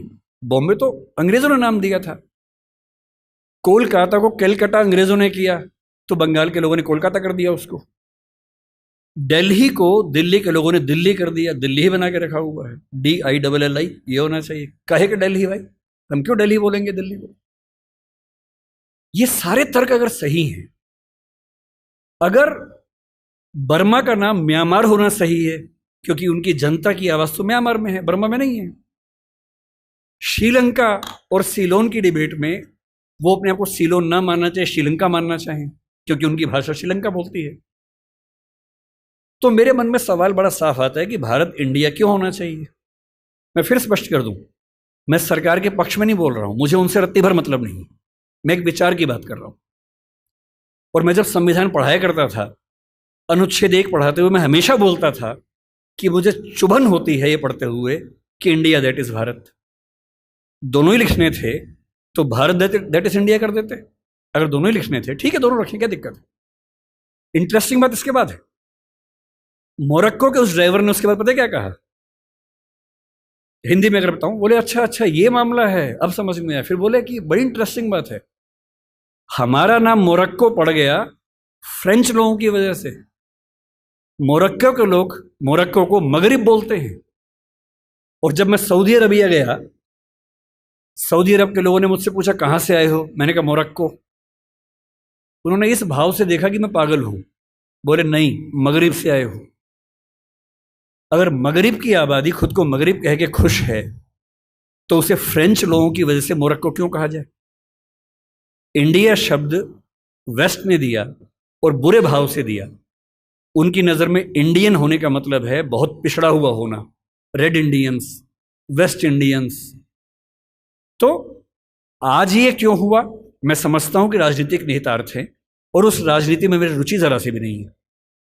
लेकिन ये आज हो या कभी भी हो, मैं इस पक्ष में हूं कि देश का नाम देश की भाषा में होना चाहिए और देश की भाषा भारत के पक्ष में है। आप इंडिया भी रख लीजिए, इंडिया दैट इज भारत के बदले भारत दैट इज इंडिया मेरी पहली पसंद होगी। मुझे इंडिया से दिक्कत नहीं है, पर भारत मेरी पहली मोहब्बत है। नमस्ते सर, मेरा नाम अदिति सिंह है और मैं हिंदी ऑनर्स की छात्रा हूँ। जी। मेरा सवाल आपसे ये है कि अगर आपको भारत का एजुकेशन मिनिस्टर बनने का अवसर मिले तो आप हिंदी को लेकर कौन से नए बदलाव करना चाहेंगे या कौन सी नई पॉलिसीज़ को इंट्रोड्यूस करना चाहेंगे? पहली बात तो ऐसा होगा नहीं, है ना, कोई मुझे क्यों बनाएगा। लेकिन अगर मैं इस हाइपोथेटिकल सिचुएशन में चला ही जाऊं कि मैं भारत का शिक्षा मंत्री बन जाऊं, इसमें एक समस्या ये कि भारत में शिक्षा समवर्ती सूची का विषय है। समवर्ती सूची का मतलब है कि केंद्र सरकार के पास शक्तियां सीमित हैं, राज्यों की अपनी शक्तियां हैं। तो सबसे पहली बात, मैं राज्यों पर थोपूंगा कुछ भी नहीं, मैं सारे राज्यों के शिक्षा मंत्रियों के साथ संवाद करूंगा। मैं उन सबको प्रेरित करूंगा, समझाऊंगा। मैं उनसे कहूंगा कि तमिलनाडु में मेडिकल साइंस तमिल में होनी चाहिए, कर्नाटक में कन्नड़ में होनी चाहिए, हिंदी क्षेत्र में हिंदी में होनी चाहिए, हिंदी में नहीं इंग्लिश में होनी चाहिए, ऐसी कन्नड़ प्लस इंग्लिश में होनी चाहिए, तकनीकी शब्द अंग्रेजी में रहें। और वो शिक्षा सिर्फ मेडिकल साइंस क्यों, इंजीनियरिंग भी, लॉ में भी, जुडिशरी में भी। मैं ये भी चाहूंगा कि भारत के हर एग्जाम में, केंद्र के हर एग्जाम में अंग्रेजी और हिंदी का समान महत्व होना चाहिए और राज्य स्तरीय हर परीक्षा में उस राज्य की राजभाषाओं का सम्मान होना चाहिए। महाराष्ट्र PCS में मराठी की भूमिका अंग्रेजी से कई गुना ज़्यादा होनी ही चाहिए, क्योंकि वहाँ के SDM को, DSP को मराठी लोगों से बातचीत करनी है। और यदि किसी राज्य में 2-3 राजभाषाएं हैं तो वहाँ की परीक्षा में उन दोनों तीनों राजभाषाओं की परीक्षा होनी चाहिए, ताकि वो व्यक्ति सेवाओं में आए जो उन भाषाओं को बोल सकता है। कुछ ऐसे प्रयास। और तीसरी बात, अभी हमें शिक्षा पर बजट हम बहुत कंजूसी से खर्च करते हैं। हमारा ज़्यादा बजट सेना पे खर्च होता है और चीज़ों पे होता है। मजबूरी वो भी है, सेना को हम नहीं छोड़ सकते, क्योंकि सुरक्षित होंगे तो पढ़ेंगे, अगर युद्ध हो गया किताब फेंके तो मारेंगे नहीं, तो हमें ये हथियार चाहिए ही चाहिए, युद्ध तो करना ही पड़ सकता है। पर मैं चाहूँगा कि शिक्षा पर हमारा खर्च बढ़े। एक ऐसी, भाई हिंदी में समस्या क्या होती है, और ये हिंदी के साथ बाकी भारतीय भाषाओं में, आपको हर विषय में अच्छे अध्यापक ही नहीं मिलते हैं। अच्छे अध्यापक क्यों नहीं मिलते हैं? क्योंकि अच्छे कॉलेज ही नहीं है। अच्छे कॉलेज क्यों नहीं है? क्योंकि अच्छे शिक्षक पहले बने ही नहीं थे। अच्छे शिक्षक क्यों नहीं बने थे? क्योंकि उनको पता था कि नौकरी मिलेगी नहीं। अगर नौकरी इंग्लिश में ही मिलेगी तो लोग इंग्लिश मीडियम में ही पढ़ेंगे। इस बच्ची ने अभी भी कहा कि मैं अंग्रेजी माध्यम में, मुझे हिंदी ज़्यादा समझ में आती है। पर ये अंग्रेजी माध्यम में क्यों है? क्योंकि नौकरी का संकट है, एक मजबूरी है कि नौकरी इंग्लिश में मिलेगी। अगर भारत सरकार ठान ले और राज्यों की सरकारें ठान लें, अपनी अपनी भाषाओं में पढ़ाई लिखाई की संस्कृति को ठीक से विकसित करें। रामविलास शर्मा जी ने कहा था कि हर जिले में एक विश्वविद्यालय होना चाहिए अपनी भाषा में। आंध्र प्रदेश के हर जिले में एक तेलुगु विश्वविद्यालय हो, जो उस जिले की विशेषताओं को केंद्र में रखकर ज्ञान विज्ञान कौशल का विकास करता हो। ये हिंदी पट्टी में होना चाहिए, हर जिले में विश्वविद्यालय हो, छोटा ही हो, एक विश्वविद्यालय हो। उस जिले में खेती कैसे अच्छी हो सकती है, उस जिले में उद्योग कैसे पनपेगा, स्टार्टअप कैसे होगा, उस पर रिसर्च वहां पर हो, वहां की भाषा में हो, वहां के किसान को समझ में आती हो। और देखिए, अनुवाद की दुनिया बड़ी समृद्ध हो चुकी है। आज से 4 साल पहले गूगल ट्रांसलेट करने पे हंसी आती थी। आज क्रिएटिव ट्रांसलेशन छोड़ दीजिए, तथ्यों का अनुवाद मैं तो अक्सर लगभग रोज इस्तेमाल करता हूं। हम जिस संस्था में काम करते हैं दृष्टि में, हमारी राजभाषा हिंदी भी है, अंग्रेजी भी है। और मैं सुनिश्चित करता हूं कि हमारी संस्था में जितने भी नोटिफिकेशंस आएंगे पहले हिंदी में आते हैं, फिर अंग्रेजी में आते हैं। मैं खुद बनाता हूं, दोनों भाषाओं में बनाता हूं। पहले हिंदी में, गूगल ट्रांसलेट पे जाता हूं, 1 सेकंड में अनुवाद हो जाता है। फिर उसको चेक करता हूं। आश्चर्य आपको होगा कि पहले 40-50% सही होता था, आजकल 95-97% सही होता है। मुश्किल से 2 साल रुक जाइए, यह मामला 100% का होने वाला है। जिस दिन 100% का हो गया, उस दिन हिंदी वालों का ये बहाना खत्म हो जाएगा कि हिंदी में कंटेंट नहीं है। आपको अंग्रेजी का जो अखबार पढ़ना है, आज से 2 साल बाद पता क्या होगा? आप नेट पे जाएंगे, द हिंदू मान लीजिए पढ़ना है आपको, आप द हिंदू पे जाएंगे, नीचे क्या लिखा होगा, कौन सी भाषा में पढ़ेंगे, सारी भाषाओं के नाम होंगे, यहां तक कि स्पेनिश और फ्रेंच भी लिखा होगा। आप हिंदी क्लिक करेंगे, पूरा अखबार हिंदी में आएगा आपके सामने। फिर क्या बहाना बचता है? दुनिया की जो भी किताब पढ़नी है, एक टैबलेट आपके पास होगा या बुक रीडर होगा, दुनिया की जो किताब पढ़नी हो अपनी भाषा में आप पढ़ेंगे और अनुवाद की समस्या रत्ती भर नहीं होगी। मुश्किल से 5 से 10 साल के बाद ऐसी डिवाइसेस आ जाएंगी, ईयरफोन लगा होगा आपके कान में। आप जैसे, मैं भी जब विदेश में जाता हूं, जहां अंग्रेजी चलती है वहां दिक्कत नहीं आती। अब जैसे मान लीजिए मैं ऑशविट्स, एक आपने सुना होगा जहां नाजी अत्याचार हुए थे, मैं 2 दिन पहले पोलैंड में वहीं गया हुआ था। वहां हर चीज पोलिश भाषा में लिखी हुई थी, कहीं कहीं अंग्रेजी थी। अब समझ में नहीं आ रहा कैसे पढ़ूं। गूगल ट्रांसलेट पे जाके कैमरा ऑन करना है, लैंग्वेज में आपने कर दिया पॉलिश टू इंग्लिश, आप कैमरा जहां जहां ले जा रहे हैं पॉलिश इंग्लिश में कन्वर्ट होकर दिख रही है आपको, कोई समस्या ही नहीं है। वो सारी पॉलिश लिखी है, मैं सारा अंग्रेजी में पढ़ रहा हूं, कहीं कहीं हिंदी में पढ़ रहा हूं, सब कुछ हो चुका है। मुश्किल से 2-3 साल बाद क्या होगा, ऐसे हेडफोन्स और माइक आ जाएंगे। आप अपने कंप्यूटर से या फोन से कनेक्टेड हैं, एक पॉलिश व्यक्ति या मान लीजिए डच व्यक्ति आपसे बात कर रहा है, नीदरलैंड्स का, उसको केवल डच आती है, मुझे केवल हिंदी आती है। मैंने अपने फ़ोन में डच से हिंदी सेट कर दिया, उसने अपने फ़ोन में हिंदी से डच सेट कर दिया। वो डच बोल रहा है, मेरे हेडफोन में जो माइक है वो उसको सुन रहा है, कंप्यूटर कनेक्टेड है, फ़ोन कनेक्टेड है, मेरा फ़ोन तुरंत उसको हिंदी में कन्वर्ट करके मुझे हिंदी में सुना रहा है। मैं हिंदी बोल रहा हूँ, उसे डच में सुन रहा है। और ये मैक्सिमम अगले 5 साल का मामला है। 5 साल बाद बेबीलोन की मीनार बन जाएगी। 5 साल बाद आप दुनिया की किसी भी भाषा के साहित्य को, साहित्य में थोड़ी दिक्कत आ सकती है, ज्ञान विज्ञान की बात कर लेते हैं, किसी भी भाषा के ज्ञान विज्ञान को आसानी से पढ़ सकेंगे। अगर मैं शिक्षा मंत्री बन गया, जो कि मैं नहीं बनूंगा, मैं जानता हूं, क्योंकि लोग क्लिप काट के चलाएंगे कि देखो बनना चाह रहा है ना। अगर ऐसा कभी हुआ तो मैं सुनिश्चित करूंगा भारत के हर विश्वविद्यालय में हर ज्ञान की चीज हर भाषा में उपलब्ध हो। और 20-25 साल लगेंगे। जिस दिन हिंदी, मराठी, तमिल बच्चों को समझ में आ गया कि उनकी भाषाओं में भविष्य है, वो अपनी भाषाओं में पढ़ के आग लगा देंगे। ऐसी ऐसी रिसर्च करेंगे, अभी हम कल्पना नहीं कर सकते हैं। और जिस दिन सारी भाषाओं में आत्मसम्मान का भाव आ गया, रिसर्च होने लगी, पढ़ाई होने लगी, उसके बाद आप देखिए फिर क्या होता है। क्यों आपको उच्च अध्ययन के लिए केवल JNU या अशोका समझ में आता है, जहां अंग्रेजी में ही चीज़ें मिल पाती हैं? क्यों ऐसा नहीं होता कि कुछ ऐसे विश्वविद्यालय हों जहाँ हिंदी में इतने स्तर के ज्ञान की बातें होती हों जो दुनिया के बेस्ट यूनिवर्सिटीज के लेवल की बातें हैं? क्यों हार्वर्ड जैसा स्ट्रक्चर हिंदी में नहीं बन सकता, येल नहीं बन सकता? एकदम बन सकता है। लेकिन सरकार को 20-25 साल ताकत लगानी होगी, एक विजन रखना होगा। और जो तकनीकें हमारे ज़माने में आ चुकी हैं, उन तकनीकों के होते हुए ये बिल्कुल मुश्किल काम नहीं है, एकदम आसान काम है। बस एक विजन हो, दृढ़ इच्छा शक्ति हो, और 20-25 साल का समय, एक पीढ़ी गुजरने का समय। आप ऐसे चेंजेस 2 दिन में नहीं कर सकते, एक पीढ़ी लगती है, और हर पीढ़ी के साथ वो चेंजेस आपको नजर आते हैं। मैं ये करूँगा। बहुत बहुत शुक्रिया सर। अब मैं धन्यवाद ज्ञापन हेतु हमारे विभाग प्रभारी चंदा मैम को आमंत्रित करना चाहूँगी। आप सभी को हिंदी दिवस की हार्दिक शुभकामनाएं। विकास जी के इतने शानदार व्याख्यान के बाद धन्यवाद ज्ञापित करना मेरे लिए बहुत बड़ी चुनौती है, लेकिन मैं करूंगी। विकास जी, आपने इतनी लंबी यात्रा कराई है कि मुझे समझ नहीं आ रहा कि किस सूत्र को पकड़ूं और किसको छोड़ूं।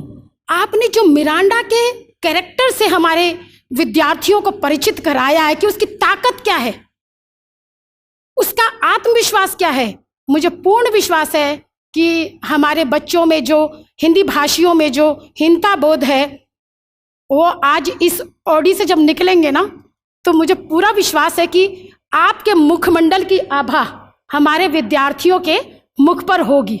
ये मैं पूरे विश्वास से कह सकती हूँ। तो मैं सबको हृदय से एक बार धन्यवाद देती हूँ।